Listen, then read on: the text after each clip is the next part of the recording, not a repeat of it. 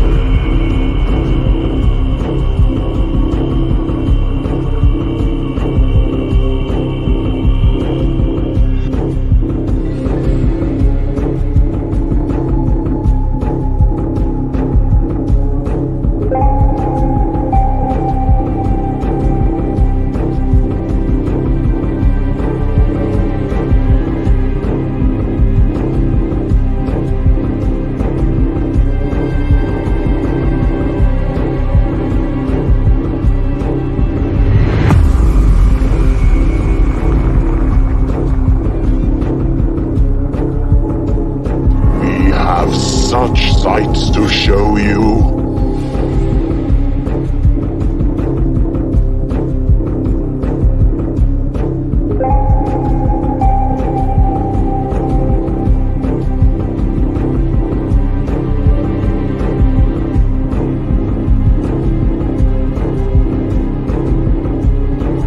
We'll tear your soul apart.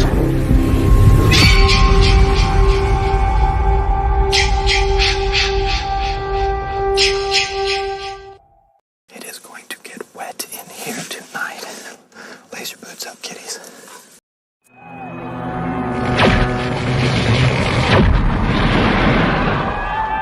Rock and roll!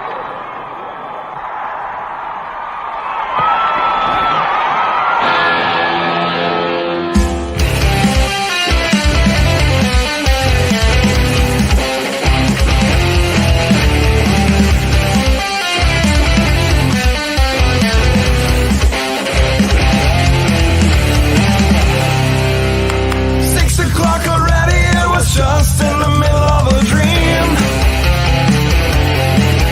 I was kissing Valentino by a crystal blue Italian stream. But I can't be late, 'cause then I guess I just won't get paid. These are the days when you wish your bed was already made. It's just another manic Monday. It was Sunday, 'cause that's my fun day. I don't have to run late. It's just another manic Monday.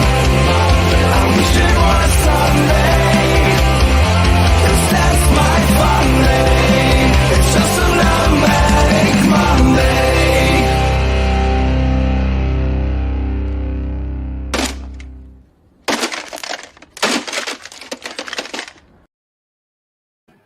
Woo! Yeah! Monday is back, and so are we, the Death First Society, on the air. Here we are. We got the top list 2006, but that's not all. We got more to come. But before we get to that, do the things, man. The subscribe, the likes, the shares. Get the word out there. And hold on, man. I'm getting my cardio in, man. He's getting his cardio in because you know why. You know why. Yeah. These people Because in addition to our lists of 2006, we will be bringing to you, to interact with as well, one Scott Glosserman, director and co-writer of Behind the Mask, The Rise of Leslie Vernon. Oh yeah, this should be fun, man. I mean, this, if you haven't seen this movie, you're doing yourself a terrible disservice. And yeah, I get it. It's 15 years old, but it's that fucking cool a movie. There's stories of why the sequel never got made, what other things happened with licensing. We're going to get into all this shit, man. It's going to be great. Welcome, guys. What's going on, man? Yeah. Also, like he mentioned, don't forget to subscribe on YouTube. Hit us on Facebook, Instagram, and Twitter.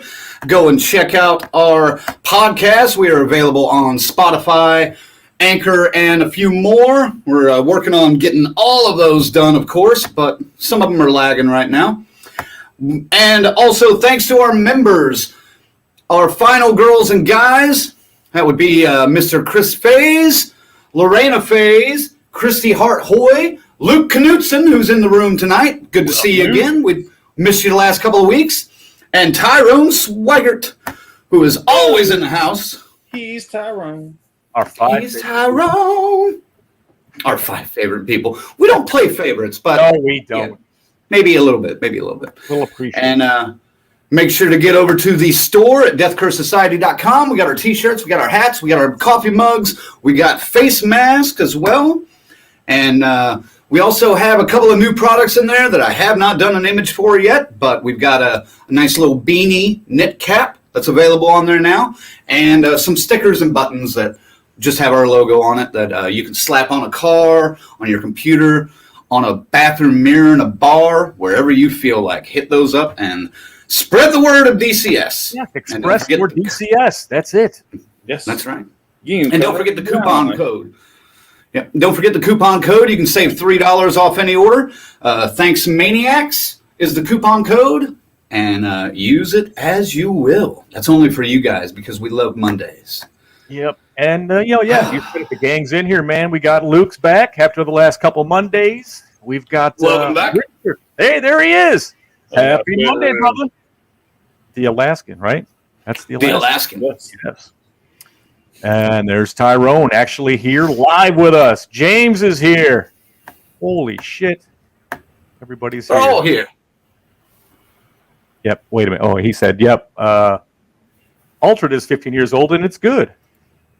And so is Dorm. See, that's why we love James. He's all over the place. He's covered the international realm of horror, the things we might not get across our plate right away. We'll get to them eventually, but, love having James here just pointing us in that direction. It's fucking great, man. Absolutely, yeah. He's recommended a few that I've got just on the back burner I'm going to watch, but... There you go, Crank. Much respect for saying my last name correct from Luke. Yes, sir. Hey, thank you, brother. When you have a name that gets mispronounced as Cranky all your goddamn life, you learn how to say some other people's last names. So I'm just saying. But Seth from the Horror Syndicate in the house. Welcome. What's up? Luke's here. Hey, man. Another Luke. Hey, Luke. What's up? It's Luke. Luke's, and I am not your father. But hey, we can, whatever we got to do here. Faze. Woo! Hello, Woo! Well, I think the paternity test determined that was a lie. So that was a lie. Uh-oh. Froze up, and I'm back. Okay, Patricia's not going to make it tonight. Boo, sniff. Oh, Patricia, it's okay. We'll catch Lorena's new friend. Yes. By the way, I meant to mention this last week, but I think Patricia also has or is involved with some other podcast. I can't remember what the name of it was, but I'm going to ask her about it next time she's in, so we can plug that as well on here. Nothing wrong with a little cross sharing. That will be fine. All right, Dave's impatient tonight. He's saying, "All right, let's fucking go here, man. Let's go." Well, we got to pad it out because we're feeling this out here to make sure the guest is going to arrive, and when he's indicated to. Just for the record, we also went after Leslie Vernon himself, Nathan Basil, and he was in, and then he got booked with something that he could not get out of, so he will not be joining us tonight. But we got the hard one. Scott is way harder to nail down and get stuff on. So this is kind of cool, man. So I've not seen him do one in a couple of years. So yeah, I'm excited for this. This is going to be good. But let's not forget, we do have an interview that Zach did himself with Nathan Basil on our YouTube channel. Mm-hmm. True. I'll pull that up and get the link while you get going here. This was the last interview I conducted out in the field at a con in Sterling Heights, Michigan, right before everything went to hell and closed down forever. It was. I was like all fanned out to see him and shit, man, and he was just no one was bothering him. I was like, so we chatted a good 10, 15 minutes, and then he goes, "Well, you want to do an interview?" And I just kind of went, "Oh yeah." Yeah, let me go. And I went and cobbled together some quick questions. I mean, fucking fast, because it was already winding down there. And we caught a little quick one. We went over some stuff, and I'm sure we're going to get on some of that stuff again, like maybe the comic books and stuff like that. But this is a great story. It's a great movie, and worth celebrating even 15 years later. Because I mean, a mockumentary that turns into a classic slasher, you just don't see shit like this every so often. You know what I mean? Totally worth it. Got to see this one. And for those of you following the comments, there's the link to that interview that Ziggy did live on the spot. So check it out after the show, of course. Actually, God, what's the kid from Child's Play? Alex Winter? Alex Winter makes an appearance, but just in the background. He was there too. I was going to get him next because he was sitting there with a full-size Chucky doll, and he got up to go take a break, never came back. By the time I got done with Nathan and wrapped everything up, he was gone for the night, it looked like. So sorry about that.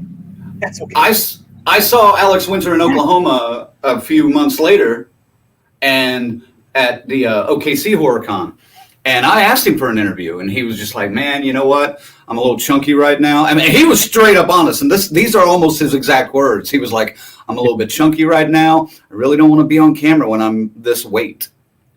Give me 6 months, and next time I see you, yeah, we'll do it." I was like, "All right." I'm sure we'll see him again because it seems he's into the whole con circuit lately. So I mean, that's great.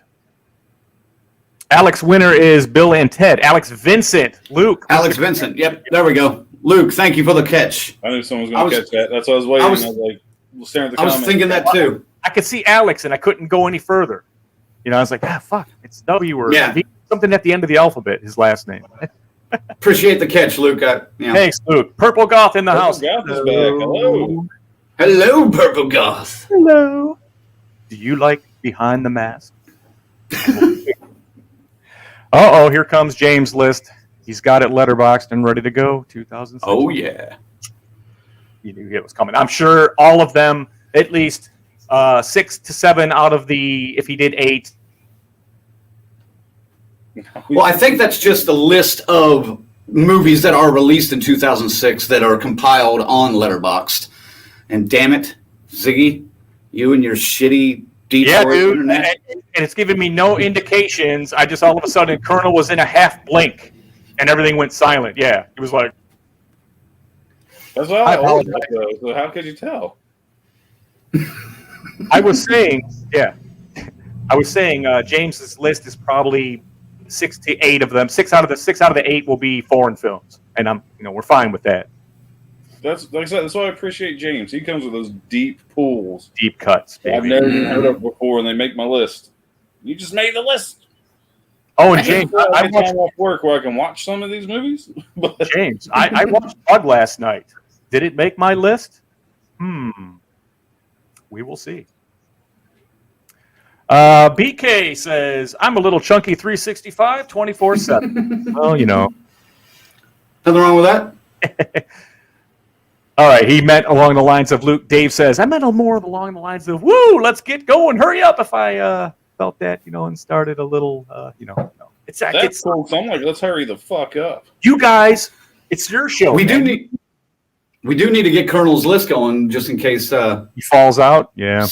Well, in case Scott comes in early or something. No. I don't go first this week. You guys know I go second. Yeah. I think. You hosted last week. Well, why am I on the bottom, assholes? I'll save that joke for later. Boom. Rotation. The OCD kicked in. The few OCD I have. It's like, I always knew he was a bottom. Okay. Well, anyway, Purple Goth. You know an awful lot about that culture, man. Just saying. I'm okay. I'm okay with everybody, Colonel. I'm okay with you, the furries, the freakies, all of them. I'm okay too, but man, you sound like you got a little bit of experience, so good for you, man. Well, there was that time in the late 80s. We don't talk about that. I needed the money, man. Come on, dude. What happens? Read the comment. She was saying, well, he wouldn't shut the fuck up. I had to keep talking, so Purple Goth. I love that film. Robert Englund was fantastic. Seen this film when she was in her teens. Well, very nice. Yes. How do you know? Don't assume her gender. I know. I apologize for that. You know, they saw the movie in their teens. There you go. There you go. Yeah. James commenting on his list. Yep, pretty much all of them. I would expect nothing less. Okay. Let's see. Here's one here. The Living and the Dead from 2016, a British horror.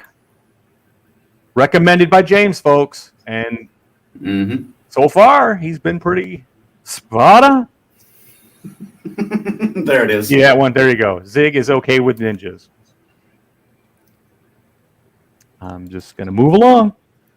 And there's clarification. I'm definitely a lady, ma'am. Just Yeah. Just making sure. You know how it is around here these days. I actually caught that right after I said it and went, fuck. 32, But now we have confirmation. Yes, 32 and rocking hard. Hell yeah. Love it. Okay. All right.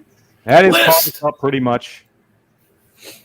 Let's get back to this here. And it's now, the crank is going first, right? No, the Colonel. No, that's me. Oh, it still is. Okay, we moved you. So we got me in the proper spot. Right, because you were so offended at being the bottom. I got it. No, I Okay. was. Trust me, too tired to be that powerful. So let me know when you're ready, Zag. Ready, dude. Because boy, do I have a list. I'm sure a few people are going to shit on some of my choices. Hell, I'm even going to shit on a couple of my choices, but I don't care because 2006 they made the list. So coming in at number 5, one I hope nobody shits on because it's a pretty good movie. Fido. Yes, sir. And there it is. What is there not to love about a movie? Domesticated zombies. 2 words. That's all you need to fucking know. It's fucking golden right there. Zombie butlers, dude. Yeah, it's fucking fantastic. It's like I wouldn't mind to live in that world, to be honest with you, because it'd be fucking crazy seeing these zombies out pushing shopping carts, kind of like they did in Shaun of the Dead. But, pushing shopping carts back to, because you got these assholes that leave shit in the fucking parking lot. You're going to hit it with your car. Not in the universe of Fido, damn it. They got them trained. And it's fucking glorious. And it's funny as hell, too. I think it's going to be a common theme you guys are going to notice in some of my movies. Coming in at number 4. Kind of a Night of the Creeps ripoff. Kind of, a little bit of this, a little bit of that. But Slither. This movie wasn't bad, especially at the end. Spoiler alert. When you think they're all gone and the cat gets infected. Oh, shit. They didn't stop it. You gotta love it. This was a fun movie. Again, not the best, but fun. I know I am purposely rushing through this in case whenever our special guest pops up. So coming in at number 3, I really didn't care for this movie. The first hour, it felt like I was watching a porno, which could be bad, could be good, but in my opinion, it's pretty bad. Too much. Hostel. And I'm sorry, guys. It was all freezing up on me again. no, that's fine. My internet's fucking up too. So let me see if I can't find it. It's there. Oh, it's there. Not on my screen. There it goes. Like I said, now mine is fucking. Now I'm pulling a Ziggy. What Okay. the fuck, man? Again, I'm a fucking gore hound. That's why this made the list. I'm gonna be completely fucking honest with you. That is literally the only reason why it's even top 3. Because I like the fucking gore, especially when the Achilles tendon gets fucking sliced. Man, and those fucking weird ass kids running around, just give them some candy and they'll fucking murder a motherfucker for a Snickers. I mean, what is there not to fucking love about Hostel? Other than the fact that, the first half of the movie's a fuck fest and it's not necessary. Coming in at number 2. The Wicked Little Things. Well, that would be down at the bottom, I guess. Yeah. I don't know if she made any appearances before, but this is my first encounter with Taylor Scout Compton. Blah, blah, blah, blah. Say her name 3 times fucking fast. It doesn't matter. Move out in the fucking coal mine. You got coal mine. You got zombie kids chasing everybody around. Shit goes crazy, and you find out they just want their revenge. This was a good movie, especially the Midnight series. It's a little bit shorter. which helps. Oh, you got Zombie Minor Kids. Boom, there you go. Honorable mentions. Oh, God, this movie's fucking terrible. Like, literally fucking terrible. But in 2006, I absolutely adored this soundtrack and the fact you had Tommy Chong. Evil Bong. I knew it. Yep. That's all I got to say about that. Next honorable mention. Texas Chainsaw Massacre, The Beginning. Not a bad entry in the Texas Chainsaw series, all things considered. It's probably one of the better ones. Not that great. But, man, it's better than Next Generation and that Leatherface movie that came out, a few years ago. It's in there. And plus, you gotta love this. I'm sorry, Zach. I gotta play something. Oh no! This shit is awesome. You shut your cocksucker, you son of a bitch! Come on. Rest That in is peace, from that man. one. Yeah. Arlie Armory. Mm. Yeah. God, I miss that guy. Yep. What a treasure. He was. All right, so then coming in at number 8, another film to die for, The Grave Dancers. Yes, you got a decent paranormal film here. You really don't want to dance on these fucking graves. And if you're ever in the cemetery and you find a black envelope, you think you'd be smart enough not to open the motherfucker? Just leave well enough alone. Just kind of leave it there. Go about your fucking business. If not, they will come for you, and things could get a little physical, for lack of, I don't want to say the actual word. So a little physical, and the moment you're all been waiting for, Colonel's #1 film of 2006. I was about to say 26. What the, or some shit, stupid shit. It don't matter, because guess what? I don't have one, but 2. Yes, I pulled a fucking crank. I did it because Good for you. God. I could not pick one over the other. So my 1B is Hatchet. Come on. Fucking, yes, fucking hilarious. Great gore. Nice little throwback to the 80s slashers. Everything you expect. Plus, you got our introduction to Victor Crowley. Victor fucking Crowley. Kane Hodder.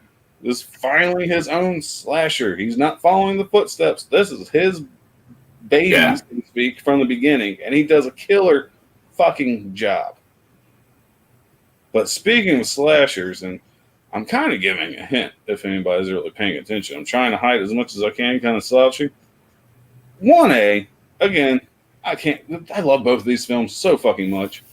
Behind the Mask, The Rise of Leslie Vernon, yes. This is one of the ones, never heard of this fucking movie. It just came out.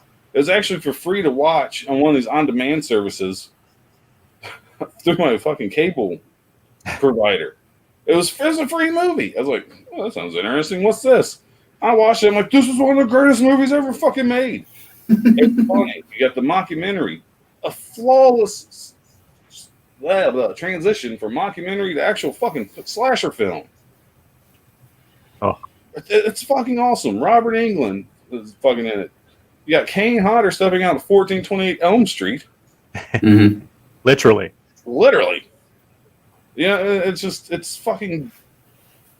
so good.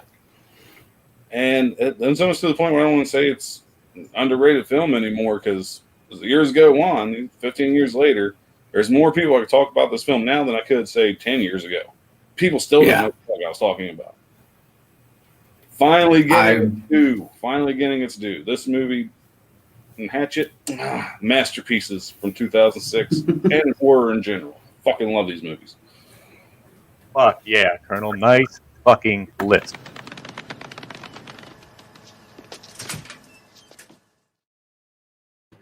Excellent. Thank you. And now back to the comments. Back to the comments. Actually, one is going to require some definite discussion, because it was something I had wondered about as well.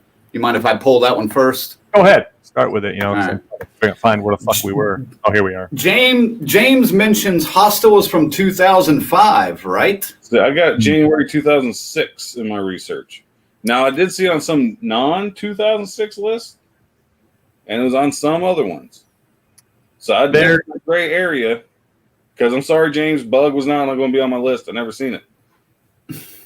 I had to find something, and I had to make Hatchet and Behind the Mask 1A, 1B. I could not do that to make my 5. So Hostel was a pool that I knew was questionable.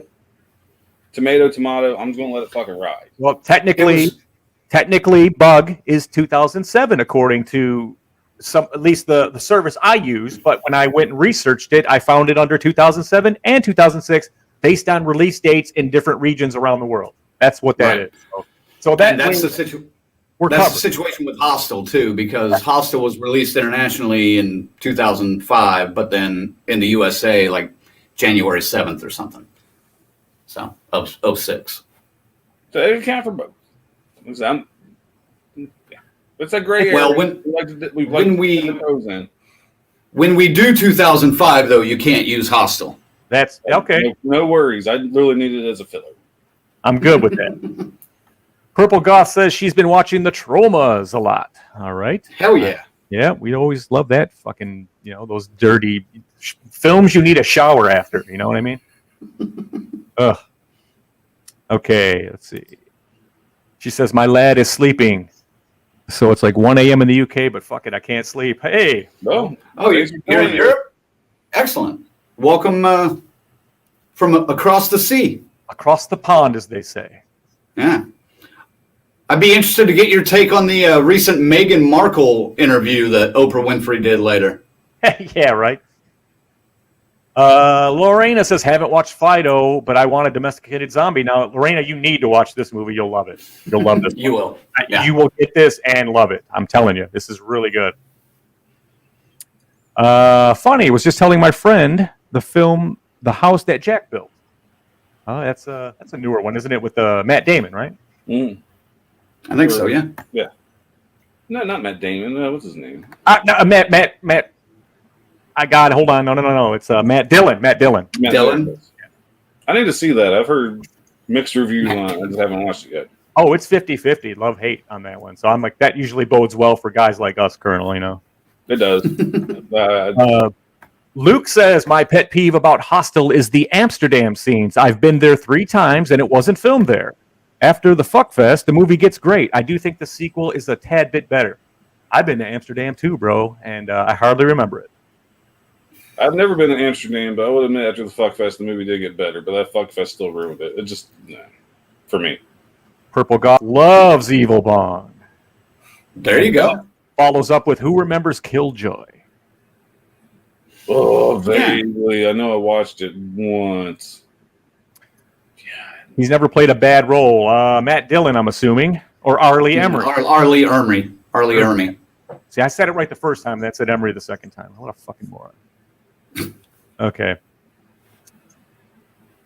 Oh, yes. Here's James agreeing with you, Colonel. Ah, yes. The good old Mike Mendez directed The Grave Dancers, part of 8 Films to Die For. I'll never forget that. 2006 was the great year for him. Other than that, it's like, ooh. Grave Dancers, the little kid that wanted to burn that guy's home down. Mm-hmm. Was watching the 13th Ghost last night. So 13, and I'm programmed. Whoa, what happened? Okay, my shit jumped to the bottom of the comments. I was fucking stoked to see Texas Chainsaw the beginning in the theater to being disappointed. Years later, I gave it another watch and thought it was pretty good. I don't get my hopes up for anything anymore, and that seems to work. Right, keep you keep the expectation bar at a nice average level. You'll be surprised more than you're disappointed, I think. But let's face it, there is a lot of shit coming at us from all sides. But I think we're doing a good job in kind of mining the diamonds out of this mess, man. This is some good shit. Behind the Mask ending was so cool. That the ending, the turn, the twist, the jokes, the tributes in it. It's there's so much to it, man. It's a cult classic. I will agree with that. Absolutely. Mm-hmm. And yes, Psycho Killer playing in the background was so cool. And that's how we intro our interview with Nathan Basil, just so you know. Yeah. We kept that might have been one of the most expensive parts of that movie was getting that song license for the end. I'll bet you we could ask him that in a little bit. It's 8:30 now, so great list, Colonel. There he is. Yep. Hold on a second. Let's finish this up. Finish the comments real quick. Yes. Somebody's knocking at the door, folks. Hostel was released in September 2005 in some places and in other places in 2006. There you go. 2007 in the UK, according to Purple Goth. Let's see. Meg Blah, don't care. It's a rich Brit thing. That's how I feel. Former royal family. Fair enough. Yes. Tyrone says, great list, Colonel. I will have to watch some of those. Does he need permission to be let in here, Crank? Well, here in a second, yeah, but doesn't look like his camera's connecting yet. His camera should have connected already, but right there he is. All right. So wrap up those 4 and let's go. Yeah. Great list, Colonel, from Tyrone. Bruce Campbell is in the woods from James, and he's on his way to New Zealand to start filming Evil Dead Rises. Mm-hmm. Decent movie from what I remember. We got Mulberry Street is one to check out. And if you're getting into the After Dark stuff, right? Yes, absolutely. We love that stuff. All right. Okay. All Ladies right. and gentlemen, without further ado, we now introduce the director and co-writer of Behind the Mask, The Rise of Leslie Vernon. It's Mr. Scott Glosserman. Welcome. How you doing, sir? Hey, gentlemen. It's a real pleasure. I had no idea I was going to be on camera. It's 26 degrees out, so I'm on my cell phone walking around. Man, I'm trying to keep this as steady as I can, but I haven't framed the shot or anything, so no problem. Don't judge me. No worries. Glad you're here, man. Thank you so much.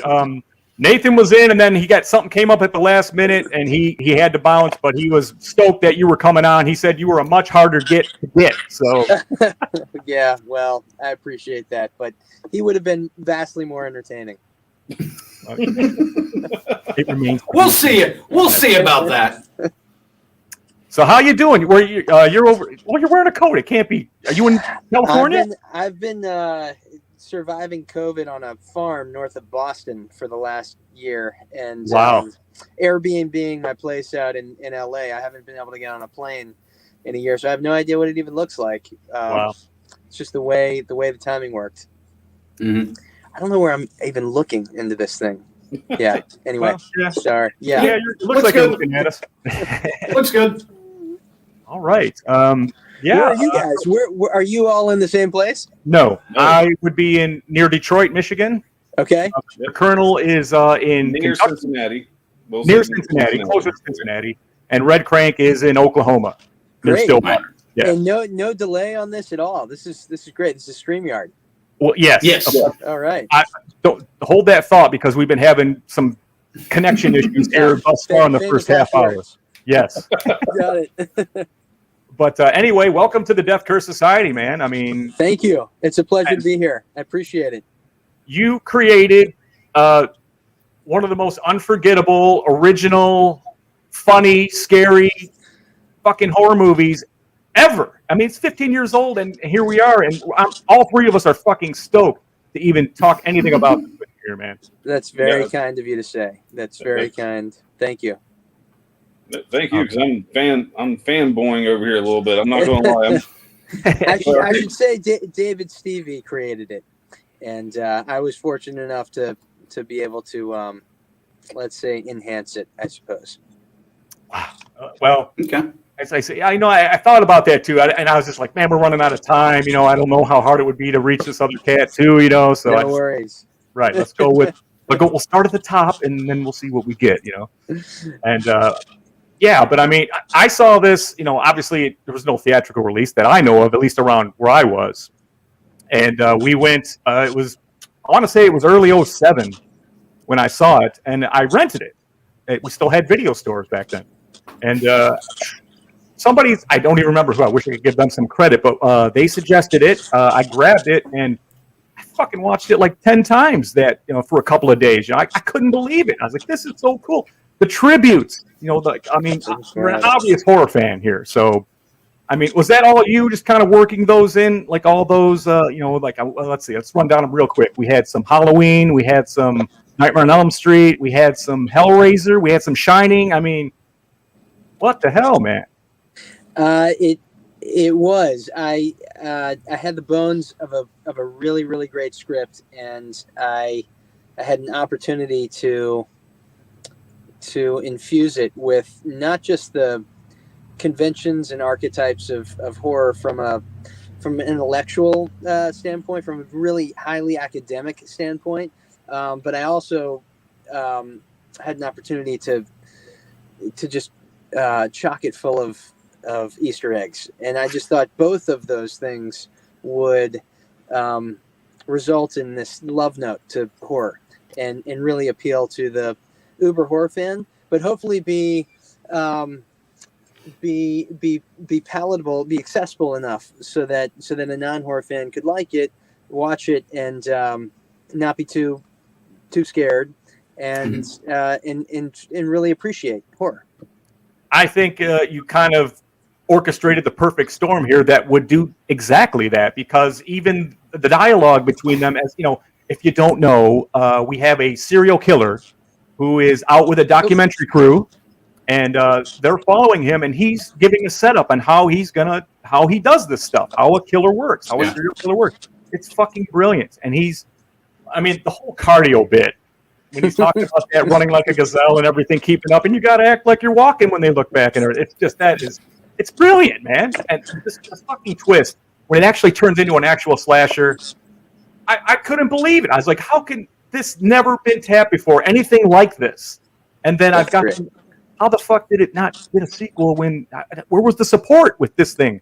Oh man, that's a long story. I just I had an opportunity to revisit that just last week. A real long story, but we tried. I suppose we're still trying.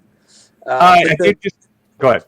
I was going to say the changing of film aesthetic was something really fun to play with. I mean, right when we were shooting the film toward the end of 2004, this was I think the Red camera may have just come out. I mean, the whole idea of shooting digital was so new, but it was very cheap. We wanted to make sure it wasn't completely flat and television-like. But we thought, okay, we could do part mockumentary, really shoot this like a documentary, and then part we'll shoot Super 16, and we'll make it omniscient. We'll have the camera angles. I mean, it look very cinematic. So when we juxtapose the two, we could do it with the hardware, with the digital cameras versus the film cameras. You save some money not having to shoot the whole thing on film, and really also display the difference between the documentary that they're shooting and when they really step into horror cinema. So that was nice.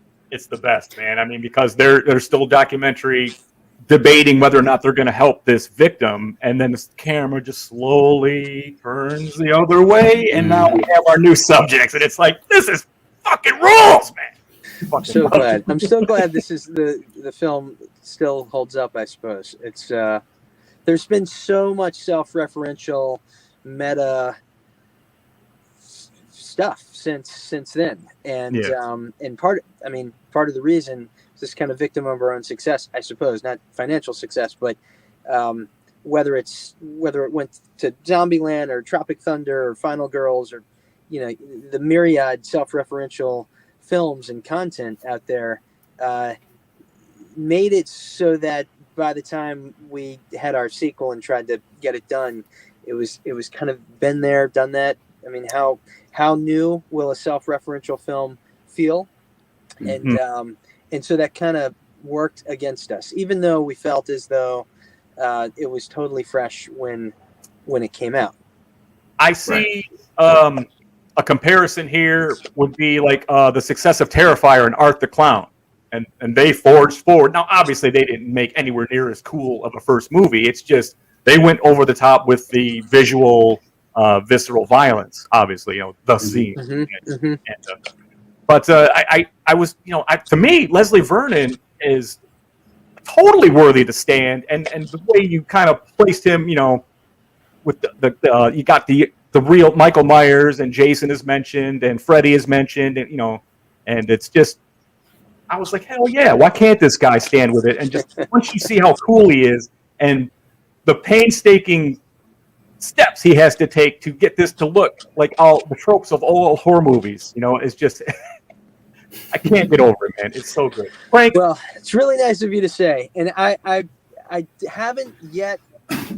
I'm sure someone has picked this one up, but there are still a handful of uncovered Easter eggs that I don't think anyone's noticed.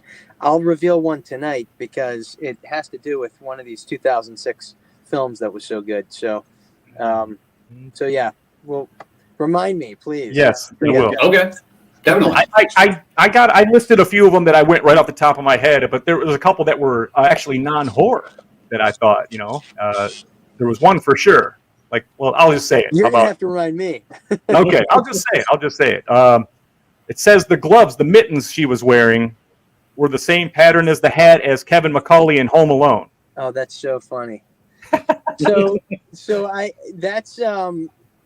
So Angela Goethals, who played Taylor, was in Home Alone, and she was the l'incompetente, that little girl in Home Alone. Oh, wow. Okay. And I never knew that. It's so funny because she actually had the most experience of anyone on the set when we were shooting. My first film, everybody's first film, except for the crew. I mean, they knew what they were doing. They were just laughing at us the whole time. So until Robert Englund flew up for his couple days, and Zelda came up for her day, and Scott. I mean, Angela was the one who was the most professional, and so she really set the stage by. She was just a great example of professionalism that we could all follow. She was great. Yeah, I agree wholeheartedly. She carried it very well, and I felt for her. And then, when you realize she is the subject of Mr. Leslie Vernon, that is just all the more oh man, how is this going to go? And the foreshadowings and how he goes out and everything, and the obvious setup for a sequel just pisses me off that people couldn't get behind a crowdfund on this. I mean, we weren't doing this at that time, or we would have been all over this, getting the word out. I appreciate that. Thank you. Well, crowdfunding wasn't really a huge thing. Yeah, it was just starting back then. And so when we did set up a Kickstarter in 2010, maybe 2010 probably. And I set a bar of $500,000, and because we had a matching investor, so I knew if I got that, I'd have $1 million in my pocket, and with tax credits, probably could have stretched that to $1 million, or two or three.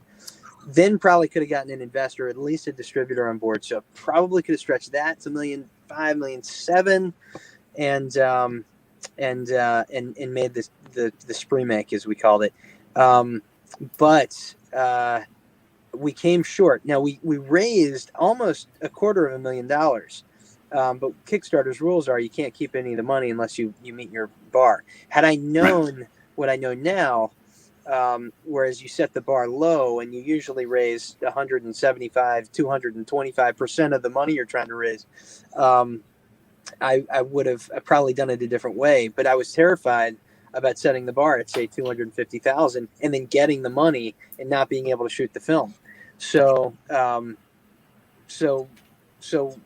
I think, I mean, you got to check this, but I think even at 230 or 40,000, wherever we ended up, it was still the largest raise of a movie at that time. I think this was before Zach Braff got in and did something huge with his film. But yeah, it was something I was determined to do, and we gave it our all. We had this. It was going to be like Burning Man horror style. We're going to invite all the fans out. They could get killed in the movie for $10,000. Oh yeah. Do this big sequence at the end. We were going to have people set up RVs and just hang out on set and just have it be another love note to horror. Maybe one day we'll do it. So Very cool. did you guys have anything that you want to ask before I get to my next question? Or Oh yeah, sounds like Colonel's got something. Well, Go ahead, buddy. beforehand, since you know what you know now, and this is becoming more of a common trend, going through Kickstarter and GoFundMe and such, have you reconsidered going that route again to possibly make a sequel or prequel? Well, for the 10th anniversary of the movie, we were invited back to South by to do an encore presentation, which was so much fun. And we thought, look, we've got probably got some momentum here. Why don't we do an Indiegogo campaign? Again, I didn't want to make the same mistake with Kickstarter, where I just wanted to keep the money, but it wasn't for a movie. We thought, what if we novelize the sequel into a series of graphic novels and do that? And maybe, just maybe, we could, by pre-selling the comics, if there's enough of a profit margin, maybe we could start a snowball effect toward a sequel, or at least we could get the graphic novels in front. There they are. yes, There sir. they are. Quick story about these. Amazing. This is after when I went. This is last February 7th. We were in Sterling Heights, Michigan. I interviewed Nathan. Uh-huh. He just said, "Hey, why don't we do it right now, real quick?" I went and cobbled together a few questions, and we got into this. I was like, "So what happened? What did that story become?" And he's like, "Well, Scott's got this whole comic book thing," and I was like, "Well, fuck, I gotta have these," So I went right out and. Most of them were like they were going on second print. They were out, but I ordered the first 5, and 6 was pending. It was coming. Oh, really? And, yes, and I got my order, and it had issues 4 and 5 in it, but a checklist and a work order, a bill of sale that had them all 5 checked off. So I was like, oh shit, So I contact you guys, and everybody was great. I forget the lady I spoke to, but she was sweet about it. She's like, I'll get that out immediately. Sorry about that. Oh, no.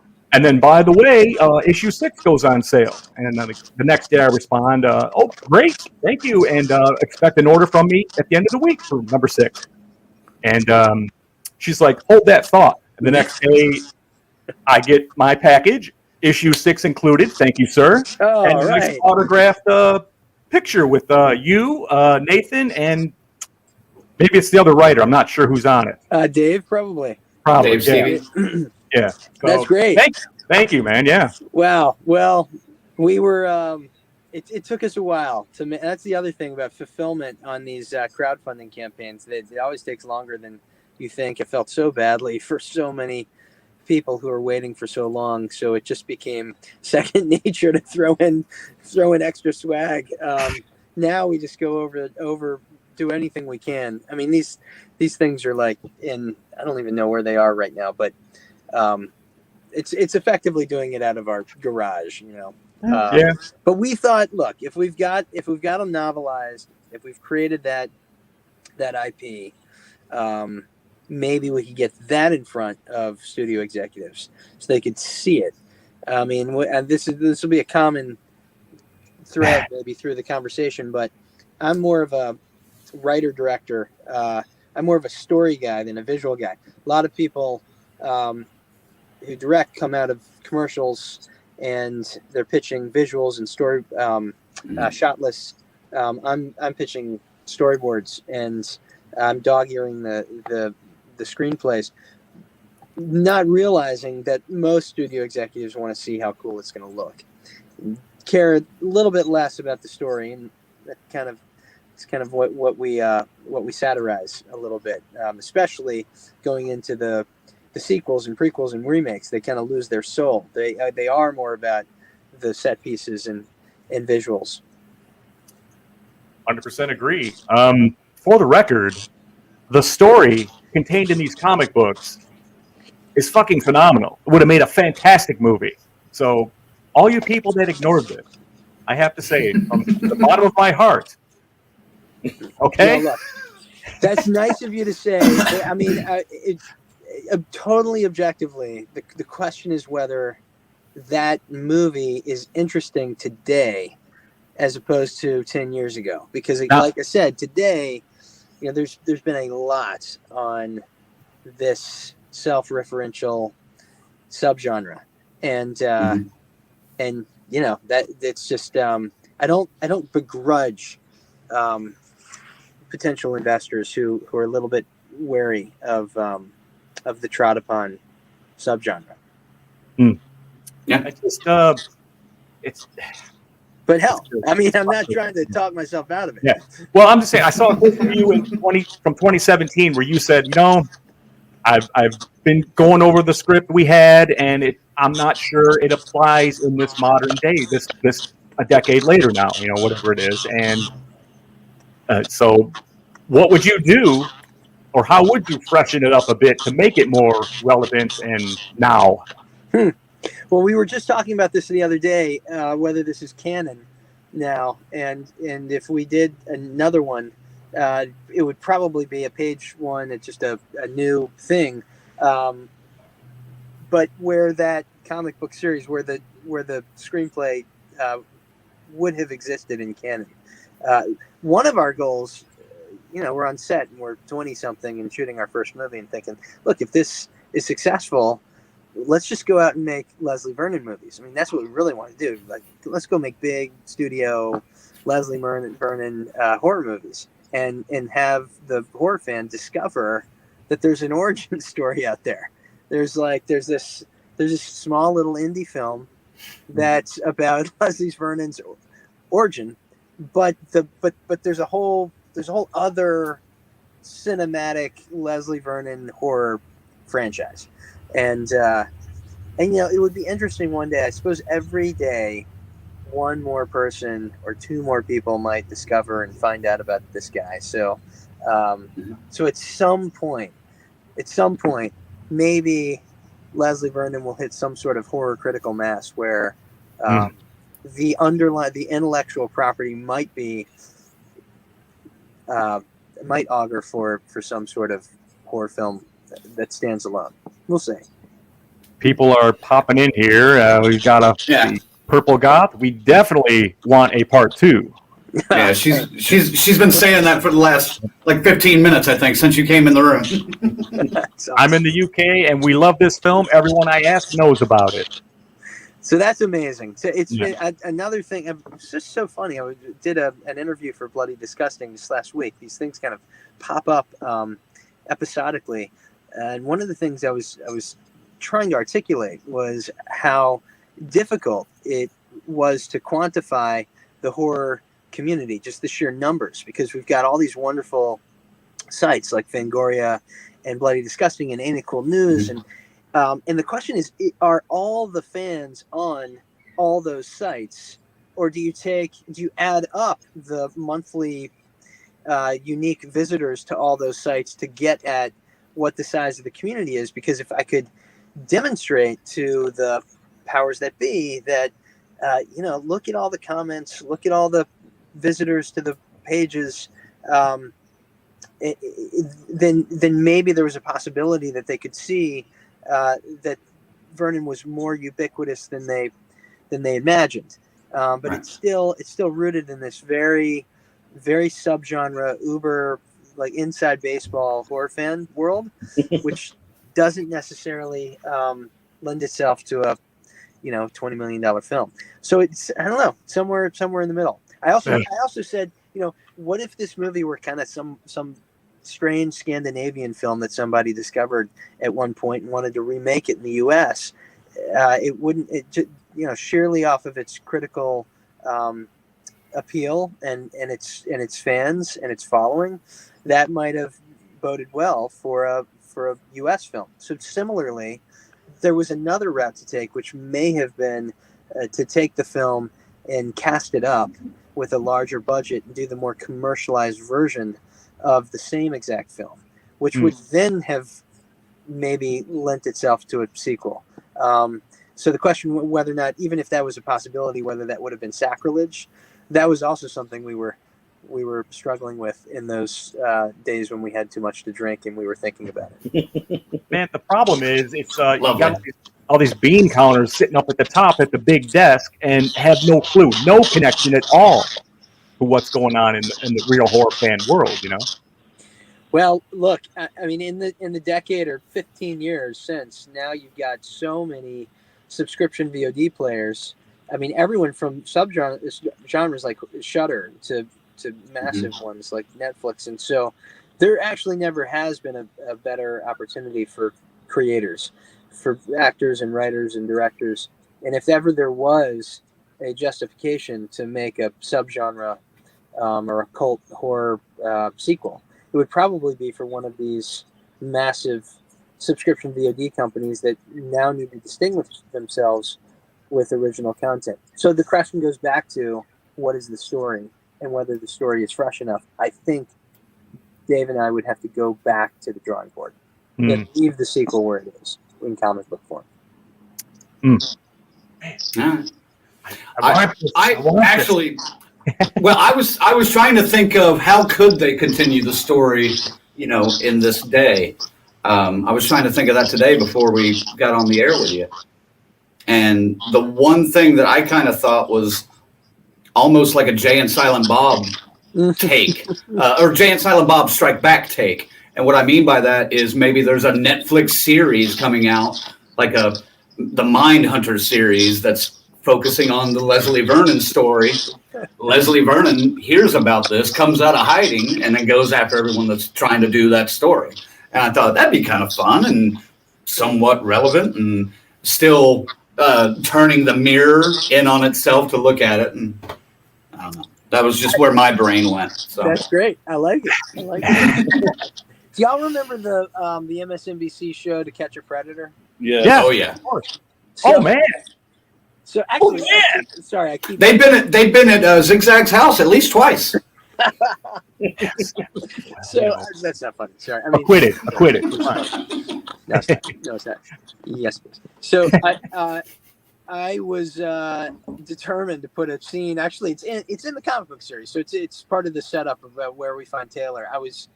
So this goes back to 2006, I suppose, when we were writing it. It was like, where did Taylor end up?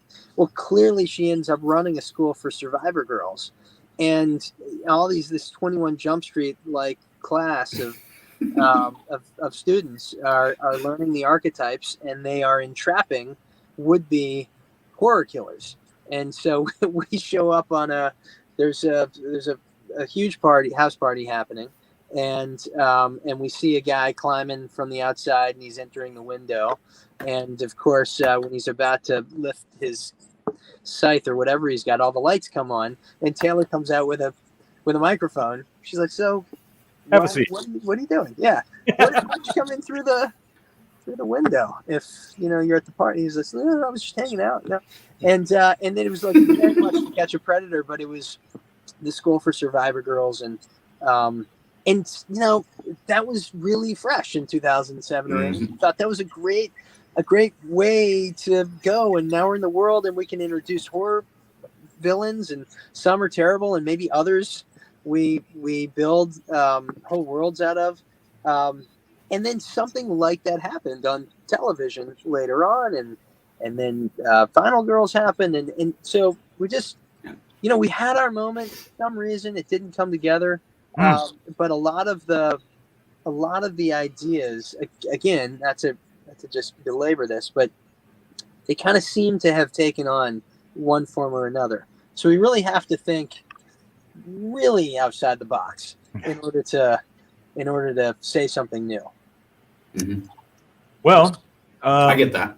Let's get into the cast a little bit. So Nathan Basil, Leslie Vernon. He got the role, and he's fucking great. The eyes, he's creepy. He's got an odd stare and everything.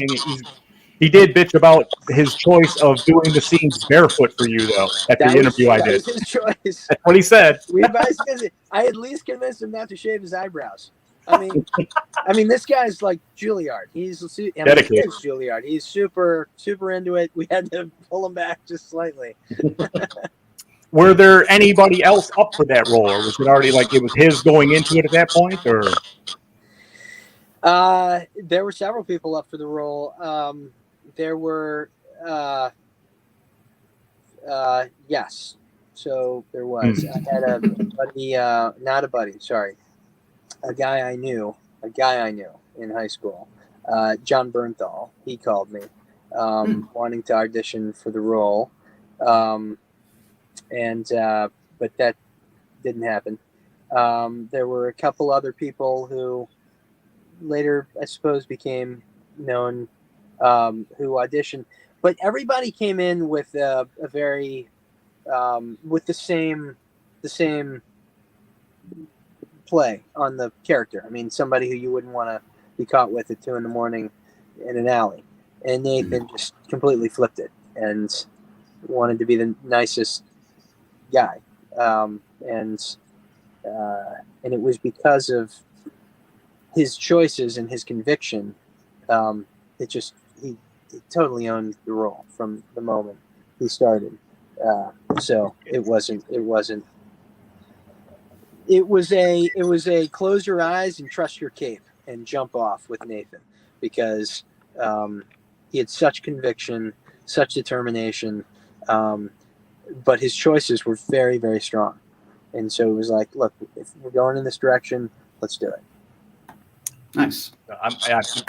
Wonderful that he ended up being Nathan Bates or Leslie Vernon, because he I can't imagine it. Even the Punisher John there coming in and taking that role. It sounds interesting. Shane from The Walking Dead as Leslie Vernon, huh? But, okay. This is something Crank and I were talking about before we went on the air tonight. Robert Englund, we were speculating, like, how much of your budget did you have to burn to get him for the few days you had him? As a percentage of the budget,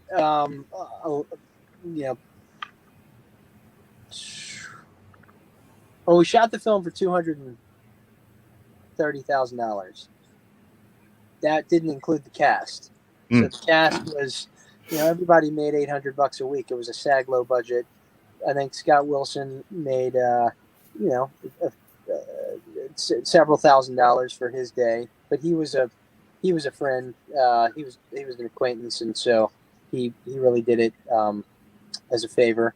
Robert Englund came in and loved the script and loved us and just really adored what it was we were doing, and rightfully had to make his quote, because he gets paid to do horror movies. I mean, if I had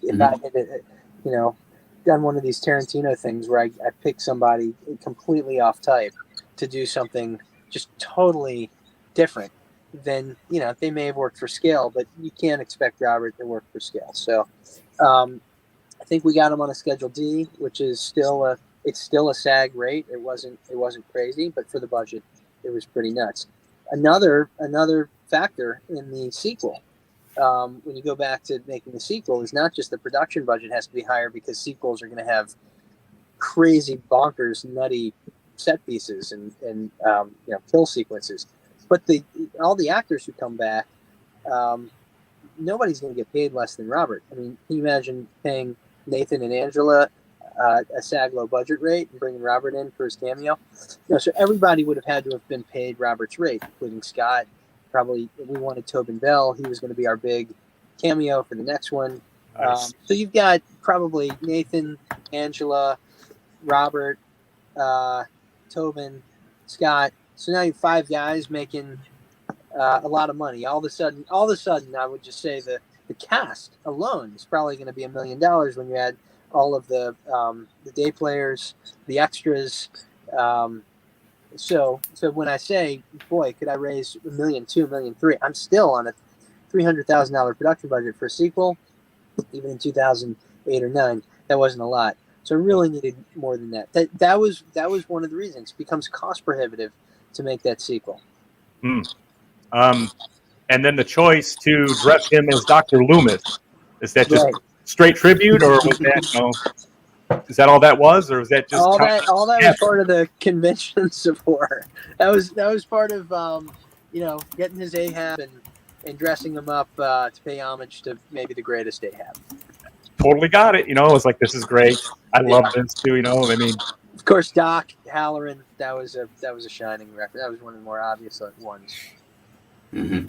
Yes, yeah. I know Crank was probably going, oh. Well, and they use a snippet of the song too early on in the film. So. Oh, when he's in the bar, right? Well, yeah. Yes, love that. Yeah. Yeah. I actually, I'm a karaoke DJ, and I recently DJ'd a wedding, and one of the things they wanted me to do was like old timey dance songs from like 40s and 50s, like Glenn Miller Band. I snuck that song in, and I was just like, this is my Easter egg for the wedding. No one knew it except me. I was going to say, did anyone notice? No one knew. No.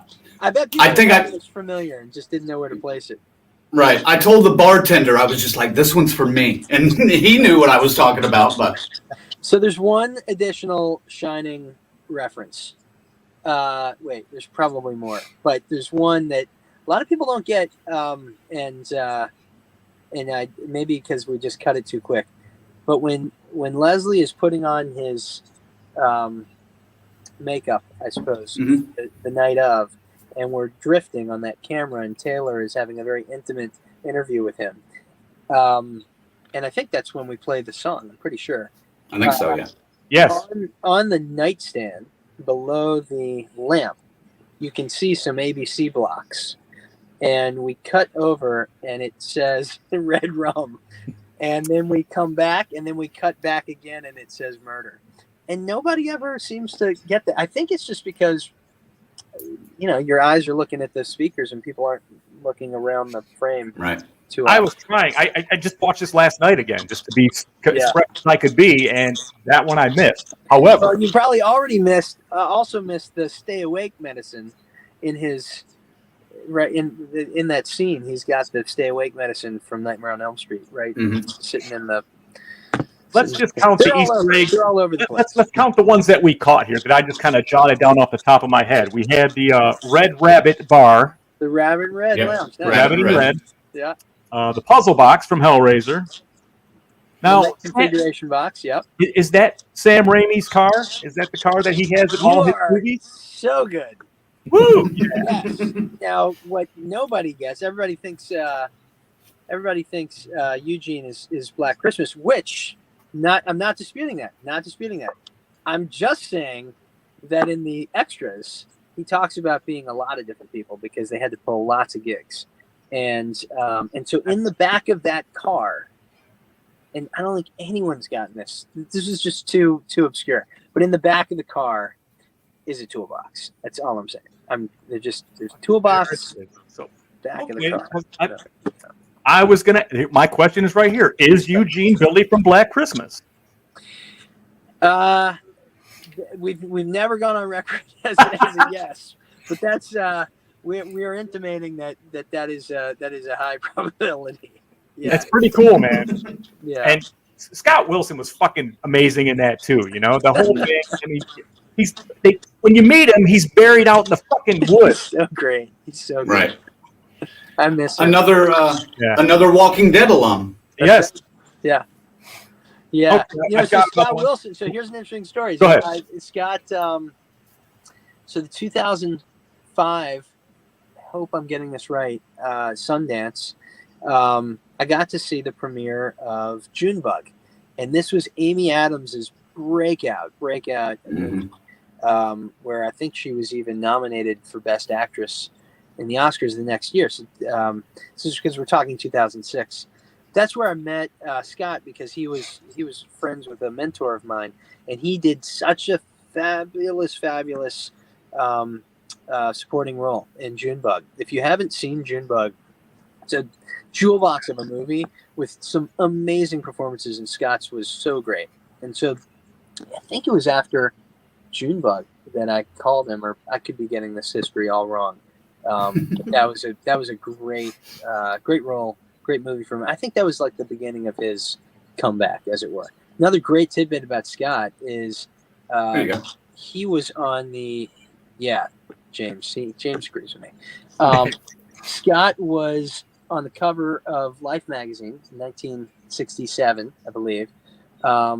He had that one great year. He was in Cold Blood and In the Heat of the Night. In the same year, it was like he killed it that year. I mean, he was up for Reds after that. He was up for a bunch of. Jack Nicholson ended up with that movie, but Warren Beatty promised him the role. These are stories he would tell me, and he thought his career was going to go the way of Gene Hackman, and just for different reasons, different things happen. But he's been phenomenal for so long, and I'm so glad an entirely new generation got to discover him with Walking Dead. Oh, Herschel. Yeah, definitely. Only a couple characters' demise actually made me cry. His was one of them. Mm-hmm. For sure. I've got one more here. It's revealed that Leslie Vernon's last name is Mancuso in the movie. There you go. Now, good. You're going deep now. I like now it. I looked at some stuff, man. I wanted to get this done. I want to get some shit out that maybe you haven't been asked before, or maybe you have, but we're gonna put you on the grill anyway. Now, is this a tribute to the Friday the 13th Frank Mancuso Jr., or is it the uncredited Nick Mancuso as the killer in Black Christmas? Because both were named. That's amazing. You guys are, no one has ever asked me that. Really? Yeah. The Friday the 13th Mancuso, the Black Christmas Mancuso, you're gonna have to ask David Stevie. But I so badly want to rewrite history and say yes, but it was not on my mind. But sometimes those magical coincidences can happen. That's what conspiracies are made of, by the way. Well, let's start some more. These aren't harmful, so those are good. Exactly, good conspiracies. That's right. I had a question for you. Where did the psychological and Freudian concepts of the killer's identity come from? Were those from existing research of the time? Were they created solely as a part of Leslie's backstory? Or were they just jokes that later have been accepted as real theories as the years have gone on? Well, like his manhood being the axe and things like that. Yeah, no, this is all part of the conventions and archetypes of the horror genre. I had studied this actually quite a bit in college. I'd written my thesis on The Shining. When I came out of school, I was an English major with cinema studies, 4 years of screenwriting, and I was steeped in the erudition of cinema, but really the conventions and archetypes of horror. And so if you break down The Shining, when Shelley Duvall, for instance, puts Jack, he gets into that cupboard, he's back in the womb. And now she's out in the kitchen. You've got 100 knives hanging from the ceilings. That's representative of, she's taken his manhood. Now she's got the phallus in the kitchen, and he's safe. He's back in the womb. And it's just, these conventions, these are, this was the type of stuff that we, Danny gets, he goes out the window. That's the rebirth. He goes through the hedgerows. He's back through the birth canal. It's all like, behind the mask, like a big homage to The Shining, basically, because they did it so overtly. Kubrick was playing on those conventions and archetypes, but you can then just look at a bunch of those late 70s, early 80s horror movies and see a lot of that stuff even indirectly playing out as well. Okay, so this was existing research then. Oh yeah, this was way existing, known collegiate level, stuff that. That's why when I got the screenplay and thought, like, here are the bones of like this really great, funny, awesome film. Now I could just layer in the real conventions and archetypes of horror, and just elevate this to a level that really hasn't been discussed in this fashion, certainly on screen. And I think as a love note to horror, I think the horror fans would really appreciate that and really truly love that.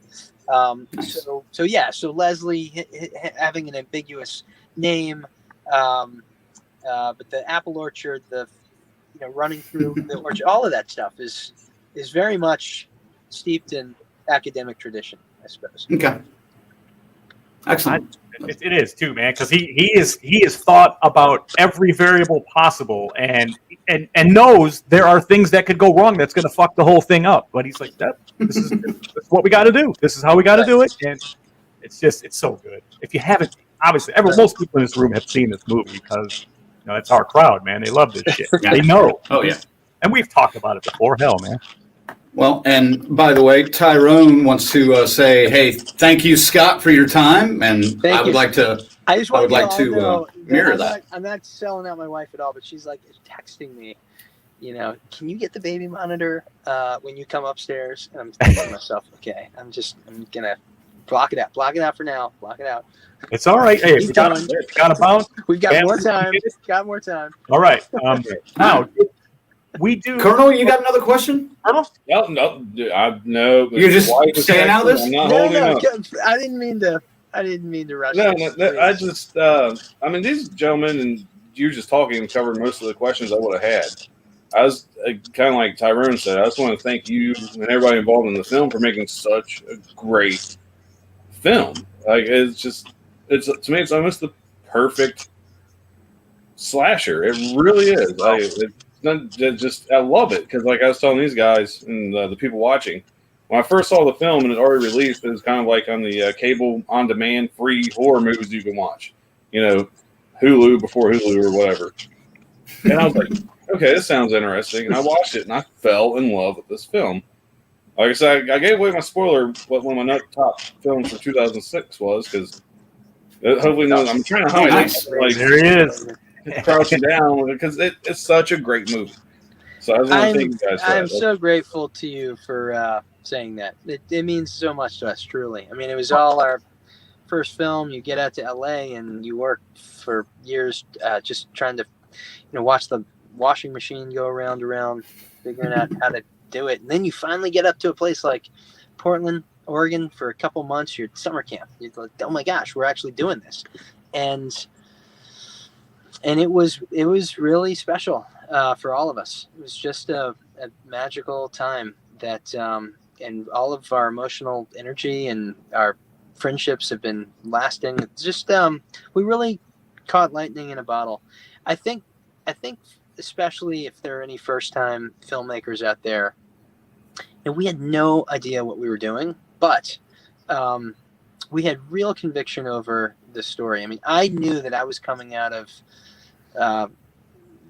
school, having known and studied, and spent my whole life watching horror films, but then really studying and understanding the genre. And then we crafted this screenplay. We threw all of our heart and soul into. And so even though I hadn't shot a movie before, I knew that there was nobody else there who knew the story because it was in my head. And if I had an ability to explain it and articulate it to the people around me and surround myself with really great crew and cast, then we were going to make a great movie. And so on the one hand, it's kind of terrifying to do something you've never done. But if you have this, if you can see the movie in your head and you have the ability to explain it to people, that's directing in a way. Now, our cinematographer, Jaron Prezant, so lucky to have him. He's gone on to shoot Star Wars, Rampage. I mean, he's done the biggest movies. He's done them all. Gordy Habb, amazing composer. He went on to actually do the Star Wars video game franchise, and he's been working with John Williams' music ever since. So we've got some people who are just extraordinarily talented. Nathan, he hasn't had the career I expected him to have. He went off and did a ton of theater down in South Bay. But we can all see how amazing he was. And so we really had some extraordinary talent and in a great story. Fresh was the word. I came out of that movie. First time I watched it, I went, this is the most original fucking thing I've seen in a decade, or easily. And it's the way it all played out. For me, it's like the perfect kind of movie. I mean, it has everything you want, horror-wise. It's got the comedy in it, and it's good. It's not stupid comedy. It's funny. Paradise Lost, found it. Oh, man. Amazing. Yeah. Amazing. And and that right there, that was all Nathan. I mean, that's ad-lib. You need actors who are brilliant actors, but are really, really smart people. And Nathan is just a super bright guy, and he was able to come up with a lot of stuff like that just added that flavor. His exuberance in that role is the thing that just sells it all the way for me. Absolutely. Just the fact that he's so excited about killing people, and he's literally telling strangers on camera his excitement about killing people. That's what sells it for me the whole way. It's fucking bizarre because it's almost like the crew doesn't think that he's actually going to go through with it until he goes and nails the first. Right. Oh, Right. Gosh. Amazing. Right. And Taylor's hunkered down in the corner, covering her mouth, and the camera guy is looking at her with the camera like, "Shit, this shit is real." You know? Like, whoa, we're in a horror movie here, man. Oh, my God. It's great. It's great. It's great. Let me ask you about the mask itself. Was that out of your head, or did you get someone tell them what you wanted and they made it for you? Or we had this guy named E. Larry Day who had been up there in Portland doing makeup on a. Oh no! I wish I could think of the name of the movie. I'll tweet it at you later. Sure. So he was already up there, and I had told them what we wanted. This boy, he was arrested in his development as a child, and this ambiguity of sexes and the whole thing. So Larry Day, he opens this book of fetuses, of feti, and he's like, yeah, we're gonna do something like based on the fetus, not developed super well, totally gender ambiguous, and like totally off the wall. And so, so that's really where it came, and it was kind of turtle-like too. So we brought that whole thing in there. But yeah, I kind of hate to say, and also love to say that this design was one of those things where, again, I had the conviction over conceptually what I wanted, and then you get the right guy who's super talented at what he does specifically, and then he translates that concept into tangibility, and that's kind of what we ultimately came up with, and we kept like mulling it over, and the rest is history. if you don't know and you haven't seen it in a while, this is what they resulted with. It is going to get wet in here tonight. Lace your boots up, kitties. Wow, That's a great line too, by Very the way. nice. It's gonna get wet in here tonight, kiddies. Get your boots on. That's right. Very nice. But it's creepy, man. It's fucking scary. I would be fucking. Oh, like, yeah, what? it is. I don't want to see that coming my way in the dark. No way. Can I ask you about Gather Films? Is that still a entity? It is. I had reason why I haven't directed anything in a dozen years is because at that Kickstarter campaign, I was really disheartened, to put it mildly, about the theatrical release. I had turned down Weinstein Company and IFC. I thought, should I be wearing the Weinstein letter jacket and get in with the, Miramax and Weinstein, and probably that'll serve me well. Also, they had a movie called Behind the Mask. It was the Hannibal Lecter series. Right. I thought, man, if I don't go with them, are they going to sue me? Am I going to get my title? And then there was IFC, but then Anchor Bay came along, and they were the horror guys, and at least on the DVD side, they wanted to put up a big minimum guarantee and said, we want you to be our first theatrical, and I just thought, well, they're going to put a lot into this. Like Weinstein won't even guarantee a theatrical release, but here comes Anchor Bay, and in retrospect, you can only be so entrepreneurial. In retrospect, maybe I should have gone with one of the stalwarts. But that being said, I went to raise the money for Kickstarter, and this was after, again, I'd written a script for Paramount Vantage. We preemptively sold a script. I went off and shot a movie for MTV Films, and I made a documentary during the writer's strike, and just all of the subgenre stuff. I couldn't put my finger on it, but it was so cost prohibitive to do a theatrical release the way the movie was really meant to be seen. And I had this idea, having just done a documentary about Wikipedia, having done Kickstarter. What if we could apply the Kickstarter model to aggregating critical masses of audiences in theaters? What if we could democratize theatrical distribution and build a tech platform that allowed people to choose a film they wanted to play at their Regal in Oklahoma City, and if they got enough people to go by reserving tickets, the screening would happen. And so I created Theatrical on Demand. I thought, if I don't raise the money for Behind the Mask, I'm going to start the company. And I was just very disciplined about that decision, and I didn't look back.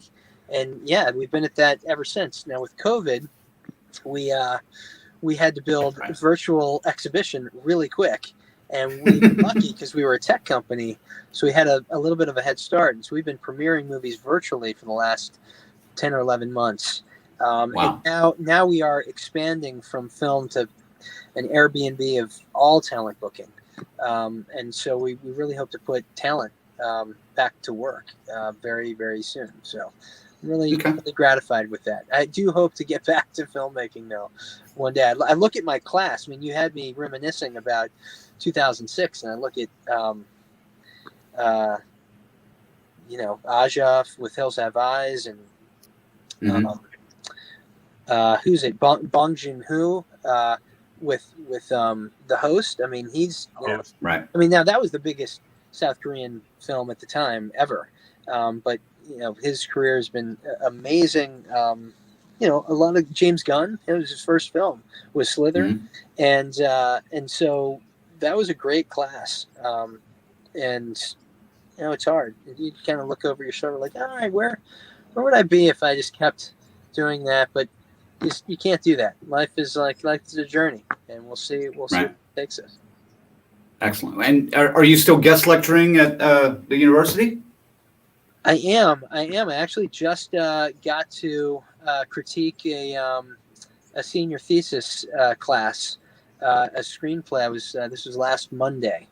I get invited to go to Yale to sit in on senior thesis, and we break down a script for an hour and a half, and then we talk shop. We talk the business for another hour. It's just very gratifying. A lot of fun. That's cool. That's very good, man. And I like the fact that you're still trying to reach out to younger filmmakers as well and help the next class come up. So I think that's very admirable. I appreciate it. That's kind of easy to say, but that is most people, at least on the creative side in the industry. It's just a bunch of givers. You just have to make those investments in your time and other people's time, and watch as they grow. I mean, nobody knows how to do anything when they come to LA. There's just no rules, and so really you just have to talk to a million people, and you find your own path. But everybody has their own way of doing it. But you learn by speaking with folks, and so then once you get to a certain place that you can bequeath any type of advice or help. At least speaking from personal experience, it's like you got to pay it forward. Right. I appreciate that, and you're a fine example of it. I'll just leave it at that. We should probably let him go. He's been with us almost an hour now, so he's got a baby monitor to deliver. One more question, and then we can let him go.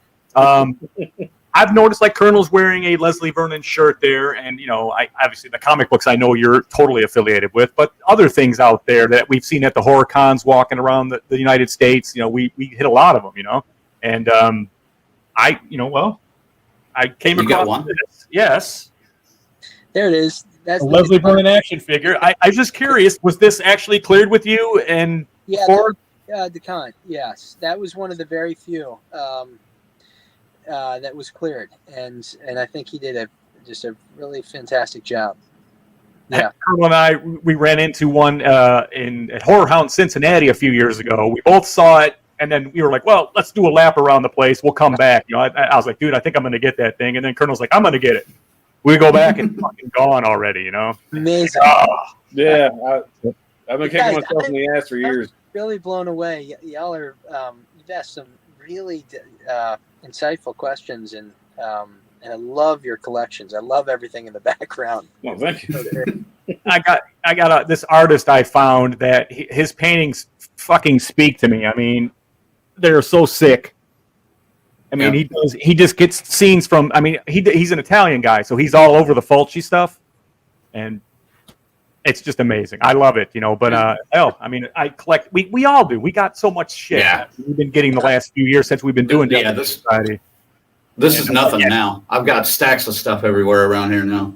This I had to go spend a couple extra bucks on eBay to get though after that because I was haunted by it. I was like, I gotta have it. I gotta fucking have it. So I can't leave without hearing what y'all's top 5 of 2006 is.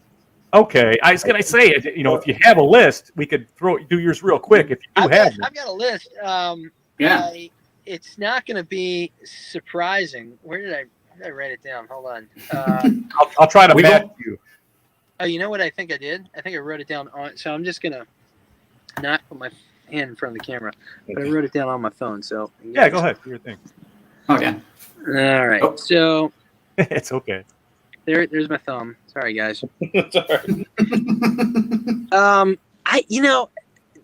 It's not really an order per se. I mean, it just goes without saying that Pan's Labyrinth is not just the best film of 2006, but it's one of my all-time favorite movies, period. And nice. I would say, and the fact that Pan's Labyrinth won cinematography at the Oscars over now it's escaping me. Wait a minute. So okay, well I'll go on to the next one while you figure out who Pan's beat at the Oscars for cinematography. It was Lubezki's film, and I can't believe Children of Men. Oh yeah. I mean, Children of Men is one of the best looking films ever. And the fact that Pan's Labyrinth beat it was just truly an amazing thing. So anyway, Pan's Labyrinth I love. I would say as far as horror goes, the Descent and Hills Have Eyes are very close, but the Descent so original. I mean, that all female cast. I think that was Neil Marshall, and he is awesome. That was his second film, maybe. There's a lot of second films. Alexander Aja's second film. I mean, after High Tension, Hills Have Eyes. I'd have to throw that up in there because, that it didn't start the whole remake craziness. Marcus Nispel had done Texas Chainsaw before that, but right. But no, that one's good, man. That was good. That was good. I went into Platinum Dunes to pitch for one of their remakes. It might have been the Texas Chainsaw after Nispel. And again, I walked in with like a whole screenplay, and every single page had notes on it. I was like, I think we can do this, and then move this around here. And all they wanted to know was how hot the women were going to be, and what it was going to look like. And I fucking learned, Michael Bay. Well, I mean, that's pretty much. So I don't know if I would put Hills Have Eyes. Oh, so the Easter egg I was going to reveal was Nellis Falls. Nobody ever gets that. The Nellis Air Force Base from Hills Have Eyes, and the boy was thrown over Nellis Falls. Whatever. It was a small. Wow. Yeah. That's a deep. That's a deep one. All over the movie. So there's that, and then Slither.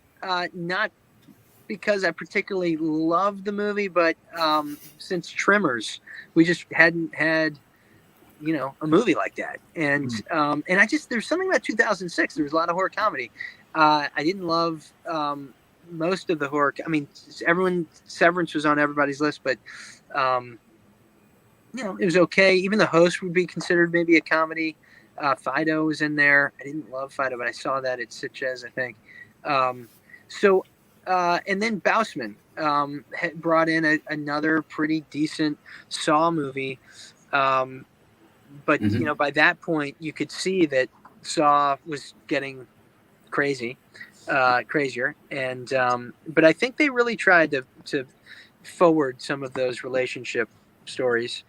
So I don't even know where that gets me, but I definitely definitely Pan's Labyrinth. But if you want to go straight horror, The Descent. Cool, man. Nice. Yeah. Was that were any of those? I mean, is that pretty much your list, or? Severance is on my list, actually. Yeah. I think I'm the only one that has Severance on my list. We had 3 of them that I actually had graphics for that you named that are appearing on our list too. So yes. Yeah.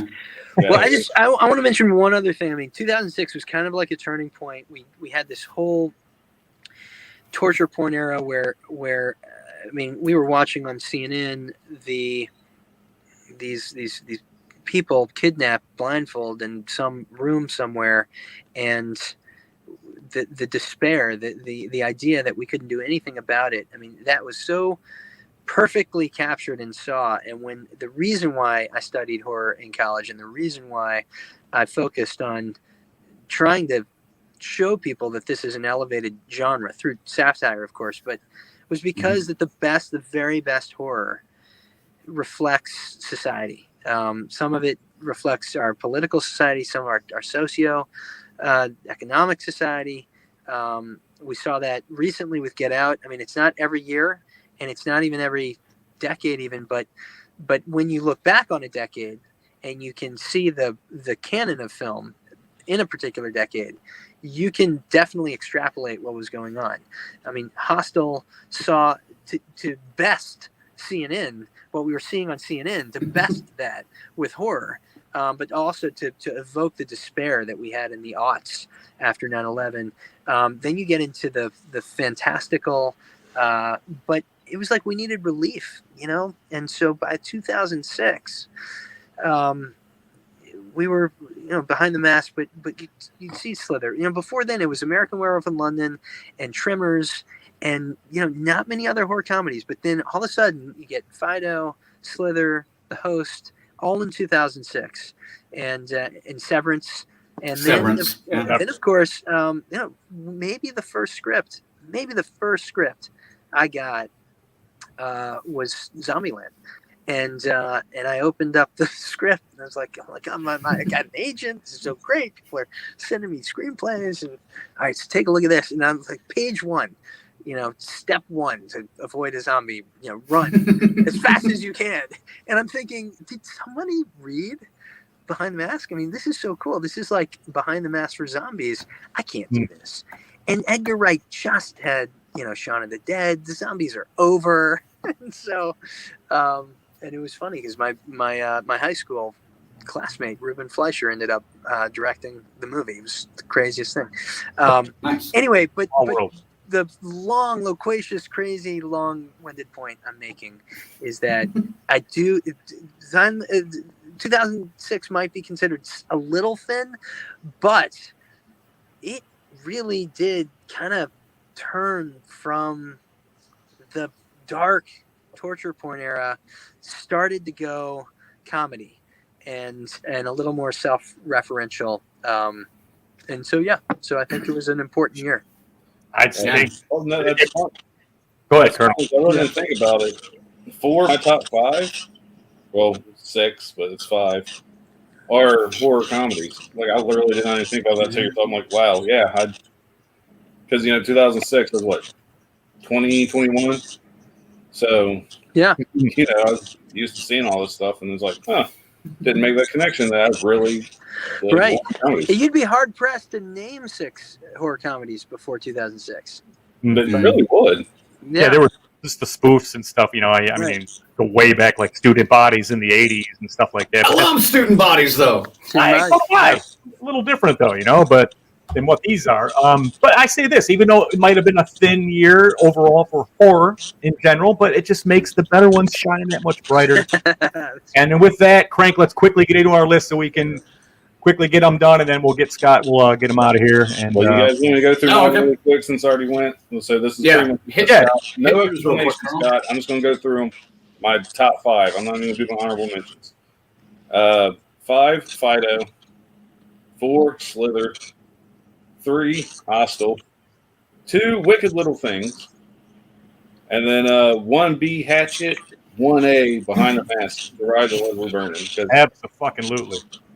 That's awesome. All right, Crank, you're up, buddy, real quick. All right, yeah, I'm not going to do our usual laying everything out, but number 5, yeah, we'll break them down later. Number 5, Severance, just a great horror comedy. I thought it was great. Number 4, The Omen. You guys all know I love this kind of shit. Number 3, Hatchet. Number 2, The Hills Have Eyes. Honorable mentions, Bug, which was recommended to us from James, and thank you for that recommendation. Holy shit, what a trip this film is. Yeah, I had trouble sleeping after that shit, man. Woo! And that performance by Michael Shannon, my God. He's good. Brilliant. And, by the way, based on a play written by a fellow Oklahoman, Tracy Letts. I think I saw Bug at South by. I think that premiered at South by same year. I believe it did. Yeah. Awesome. It was a William Friedkin film. Yeah. So, another honorable mention, Saw 3. Another honorable mention, Silent Hill. And, of course, my number 1, I think it's no big secret, Behind the Mask. Just a breath of fresh air out of this film that no one's ever seen. That's really nice, but you clearly are not considering Pan's Labyrinth of Horror because we are not. I will be honest with you. I'll be honest with you. I kind of slipped my mind.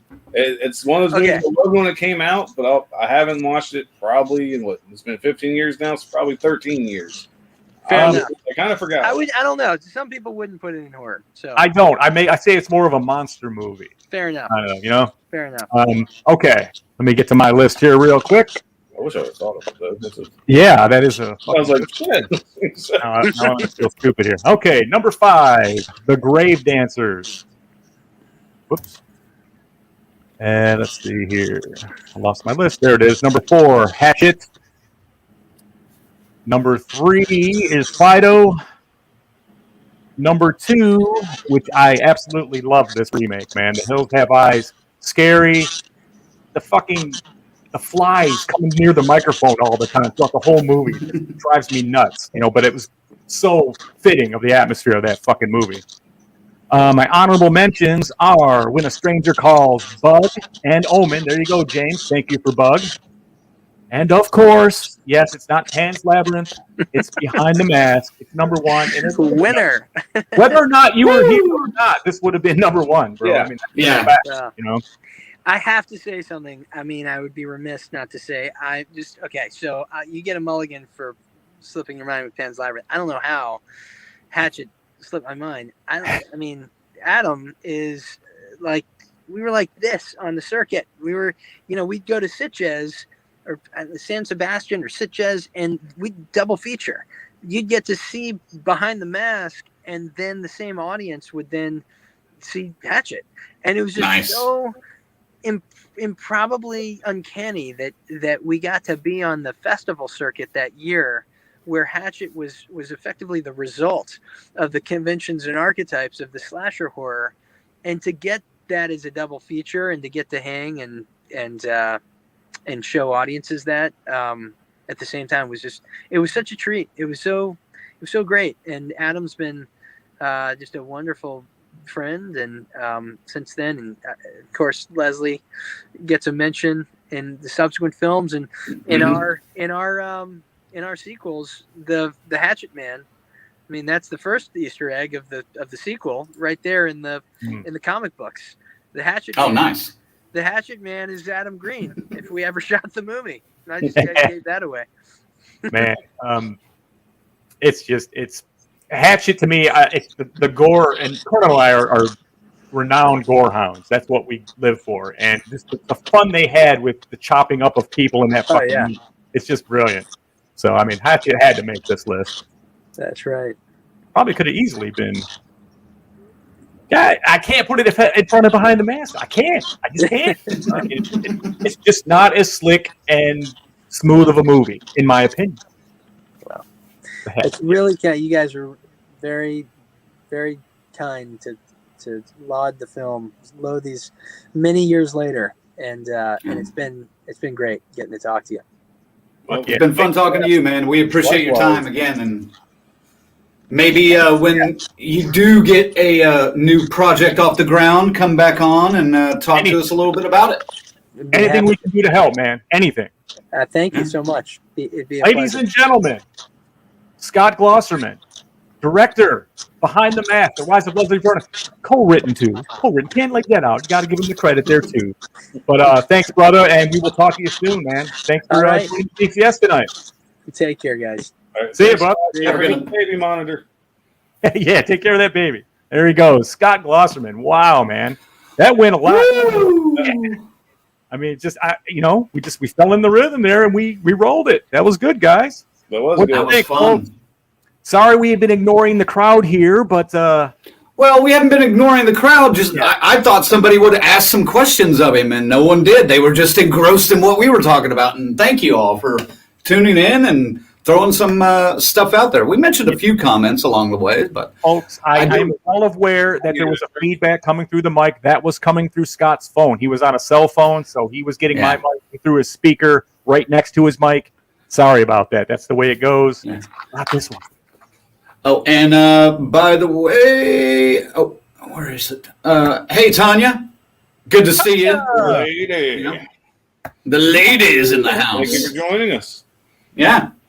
That was fun, man. That was really fun.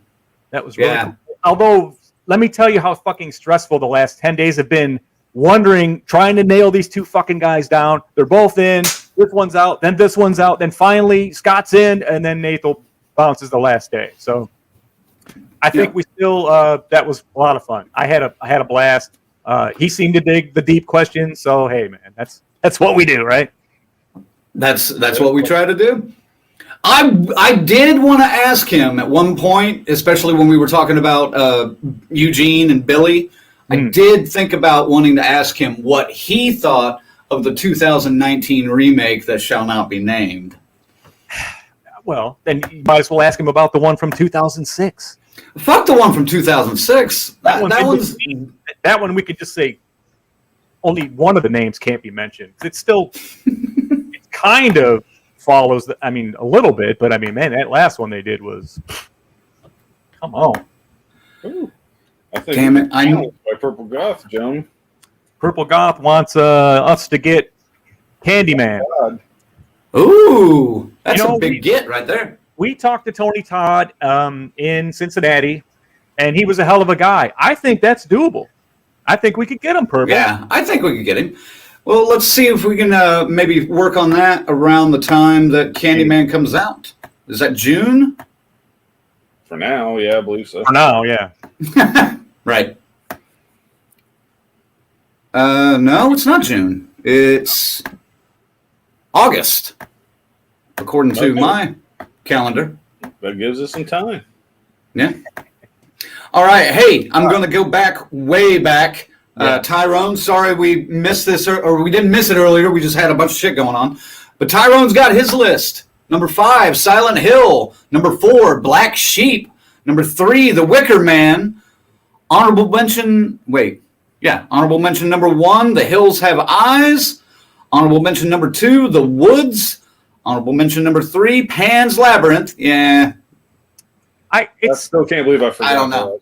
Well, Yeah. It's not a horror movie, but it's a monster movie. We talked about this when Godzilla came out last year. That's like with a gray area. Yeah. It could go both ways.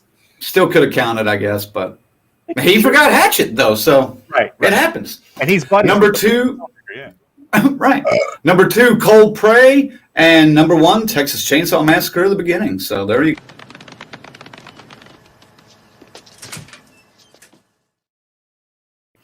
If you guys have a list, post it quick because I don't know how much longer we can go. This Purple Goth's probably about to go to bed. It's 3 a.m. My God, Purple hanging with us tonight, man. Yeah, thanks for finding us. Yeah, we're happy to have you here. Tell your friends in the UK. Yes, especially we love. friends in the UK that love Behind the Mask.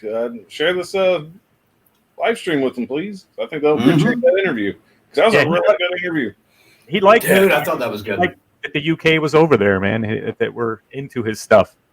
Pan's Labyrinth, James says dark fantasy. Okay, I can go with that. It's monster movie. It's like Troll. It's like what's the other one that's like that? Troll and there's another one that's like Ghoulies kind of thing. You know what I mean? It's not really Ghoulies is more horror than Pan's Labyrinth is. Well, that's a whole other discussion, though. I'll apologize real quick. People want to get a little more relaxed because, boy, I am tired. I was trying to. If you guys notice, I was really hiding it from Scott. I was like, I could tell you, you looked tired, but you were being quiet. That's why I was just kind of looking up, going, "You got something, Colonel?" Trying to stay awake. No, I kept trying to nudge it up to you every now and then too, just to see if you had anything. Because Zag was asking literally every question I could have ever asked, so I just went for the fucking ride, man. I was like, I'm here. Yeah, dude, I had 7 questions and we covered almost all of them. It's funny. I was asking about Shudder when that was going to kind of like be a follow up question to his remake, and he brought it up himself. Like I said, it's all my questions were covered. I didn't have to say shit other than the one. I was like, okay. All right, Lorena's got a list up here. Here we go. All right. Number 5, When a Stranger Calls. Not as good as the original, but not such a success. You know what? I liked it because it was like the first 20 minutes of the original for the whole movie. That's what I dug about it. That was the best part. Let's face it, right? Number 4, Slither. Not as good as a rat movie, but not as nasty as a bat movie. God damn it, that needs to go on a shirt, Lorena. That's brilliant. I like that.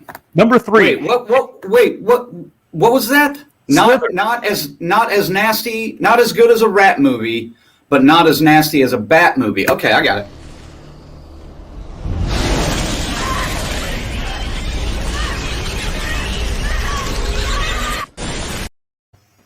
Yes. Just rewards to the deserving. You're an asshole.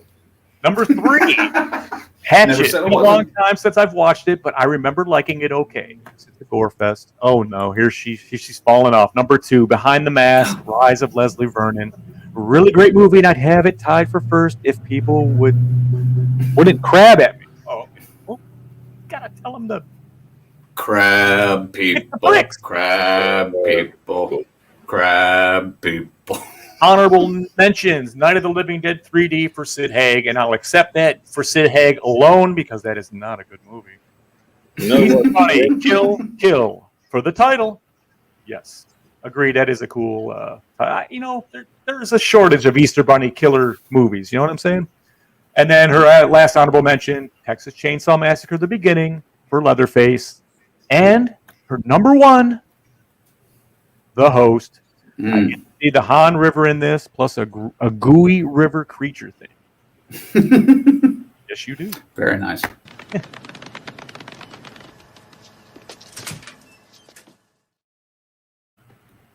James also supports the Easter Bunny.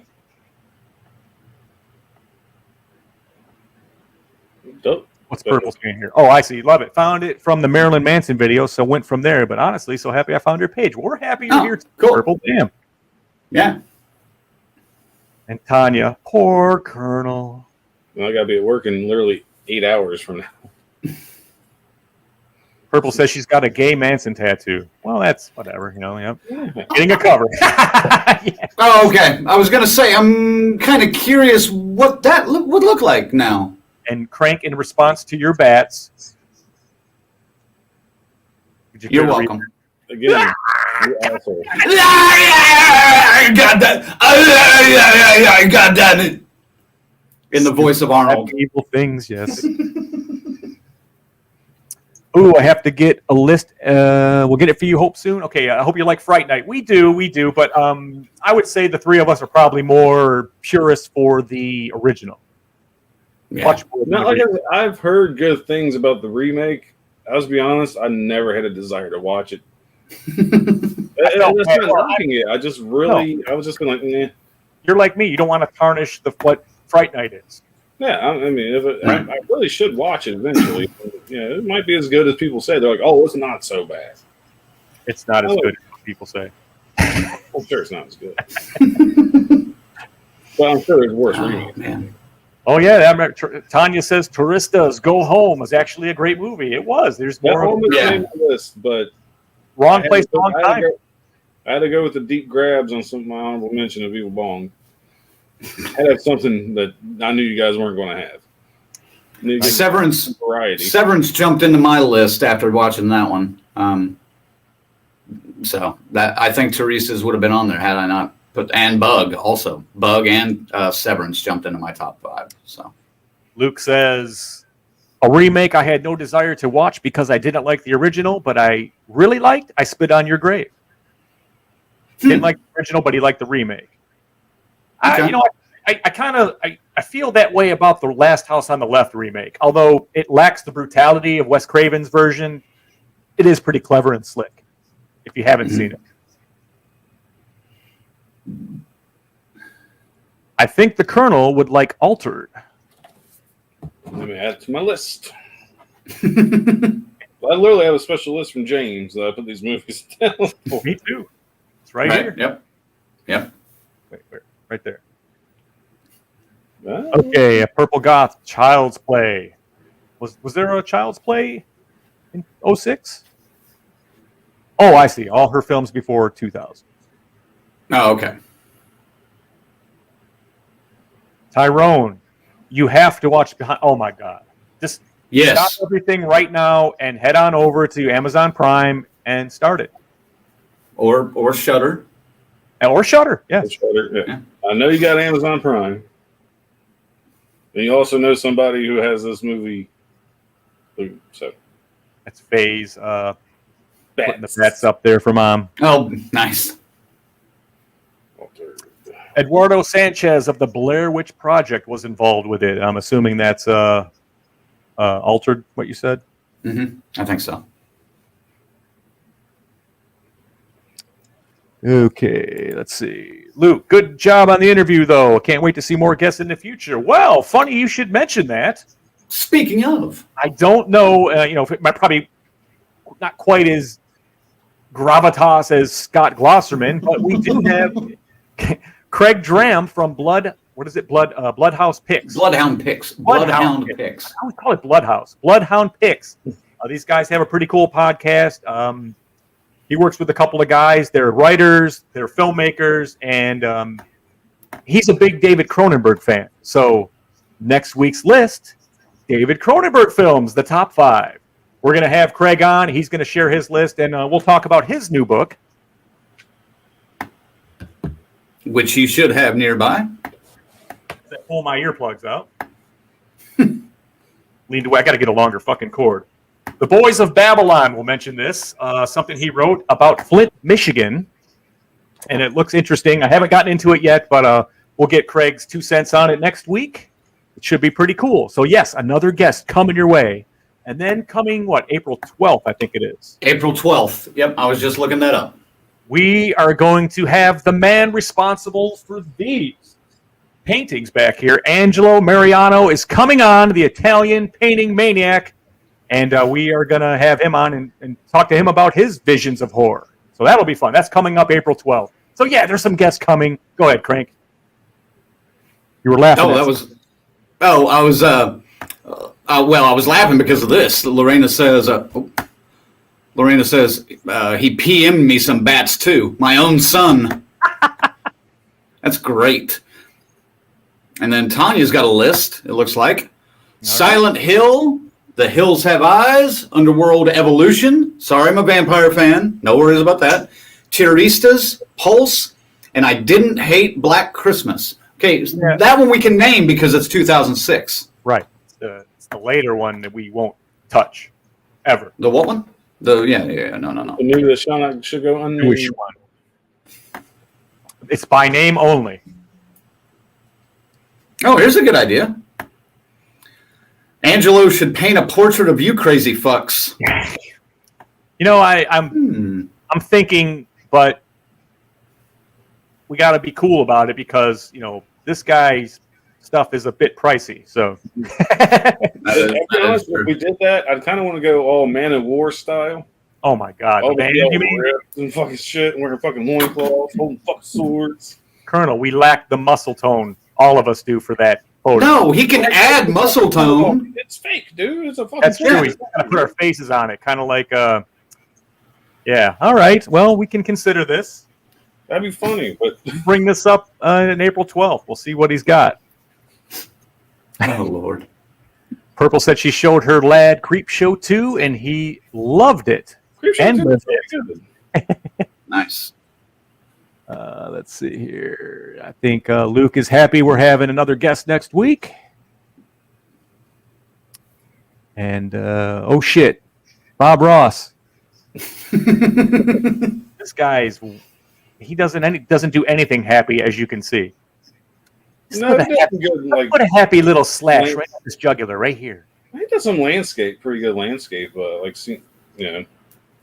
paintings too. When he takes a break from his monsters, as he says. Oh yeah, he lives in New York City, so he's got tons of shit of the city, streets, and the buildings. It's all abstract, It's good stuff. It's really good. Yeah. Who is this now? Angelo Badalamenti. He's the composer of a little TV show that you guys have never seen. What, Twin Peaks? God damn it! No, it's we're not talking about Angelo Badalamenti. We're talking about Angelo Mariano. Thanks for bringing it up, though, James. Vampires can be great. Definitely a fan as well. Never seen Underworld Evolution, though. Those aren't bad films. I mean, you get to look at Kate Beckinsale running around in a skin-tight bodysuit the whole movie, so it's cool. I mean, it's, I won't complain. I think Underworld Evolution, which one is that one? Like, I think I've seen most of them, but I'm not sure because they all kind of feel the same. That's not a knock towards them. I literally just... Dude becomes more of a hybrid vampire werewolf throughout the movie. Then you have like a throwback one in the middle. Or you didn't have Kate Beckinsale, and then they brought her back for another one, and that's... I don't know. I'm giving this way more thought than I should. I know. Adrenaline's running out. We should probably wrap this thing up. It is after 10 already. Let's wrap. Tanya says, "Gah! I work every single Monday, so now I miss the shows every week." Well, the good news is they're available for replay at your leisure. Anytime. That's right. That's right. Purple Goth says, "Bob Ross, here's a brush." Here's a bush. A bush. Oh, here's a happy bush. Let's put some happy little flowers on there. Put a happy little bush over here. Happy little bush. Some strokes here. Look at that. Look at that. Reaching out for the sun. Just checking, James. Yes, I know. Angelo's pretty cool, though. He's a dude. I'm a bit skeptical on his English because he's an Italian fellow. So this could be kind of a gap here. We're going to have to kind of watch what we're saying and kind of keep it in the general English, the Queen's English, as it were. So we'll see. This could be a fucking train wreck or hilarious. I don't know. We'll see. This is going to be a train wreck. I don't even speak the King's or Queen's English. I speak the Colonel's English. And we all know from watching this, sometimes it's a little fucked up. This should be interesting. I'm going to bring the thickest Okie accent that I can manage that day. The thickest y'all. What? Okie accent, y'all. Oh, Okie. Okie. Okie. Oh, so you're going to sound like Tiger King. Oklahoma! Oklahoma! Oh, my ass meat!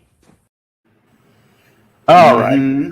We had to throw that in there. Yeah. We need to get the Tiger King in there once going, listen here, motherfucker, or whatever he said. Spoiler alert. I might have to work on that one.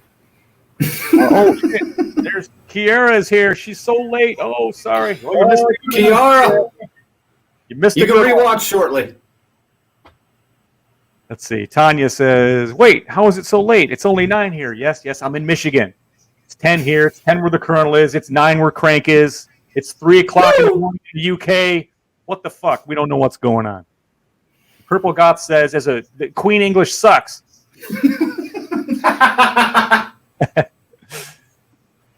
Yep.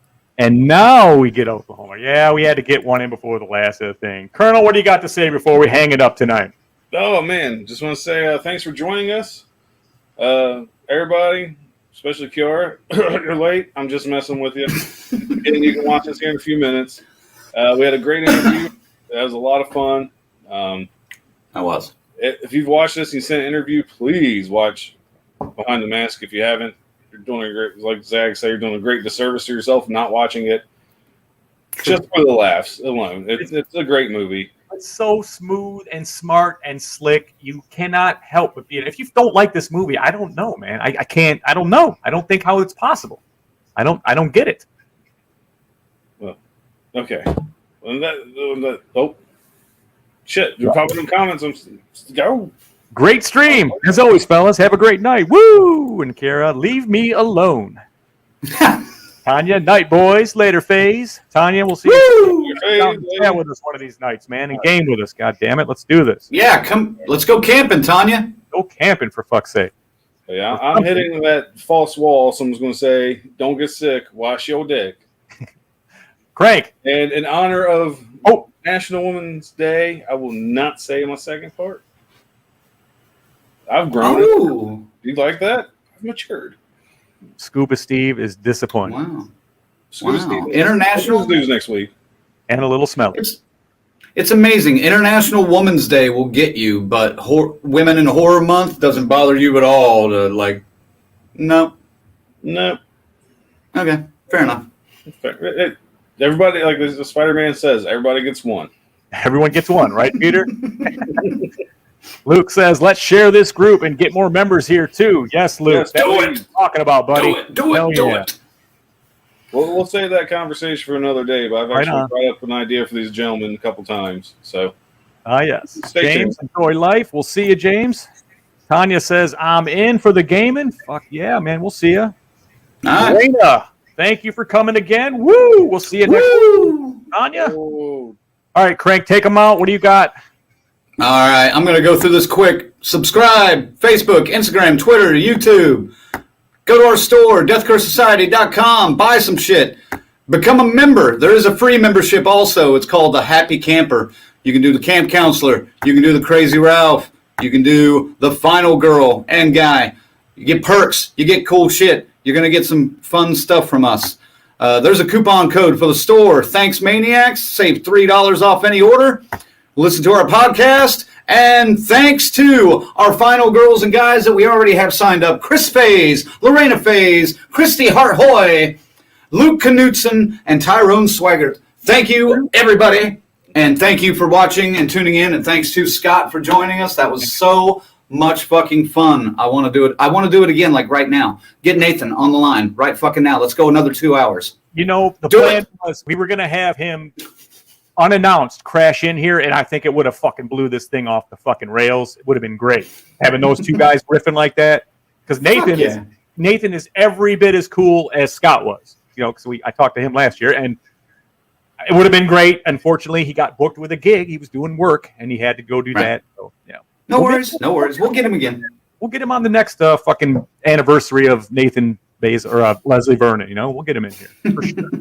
Well, these guys pretty much said it all. I mean, thank you so much for joining us. Thank you, Scott Glosserman, for joining us, and Death Curse Society for life.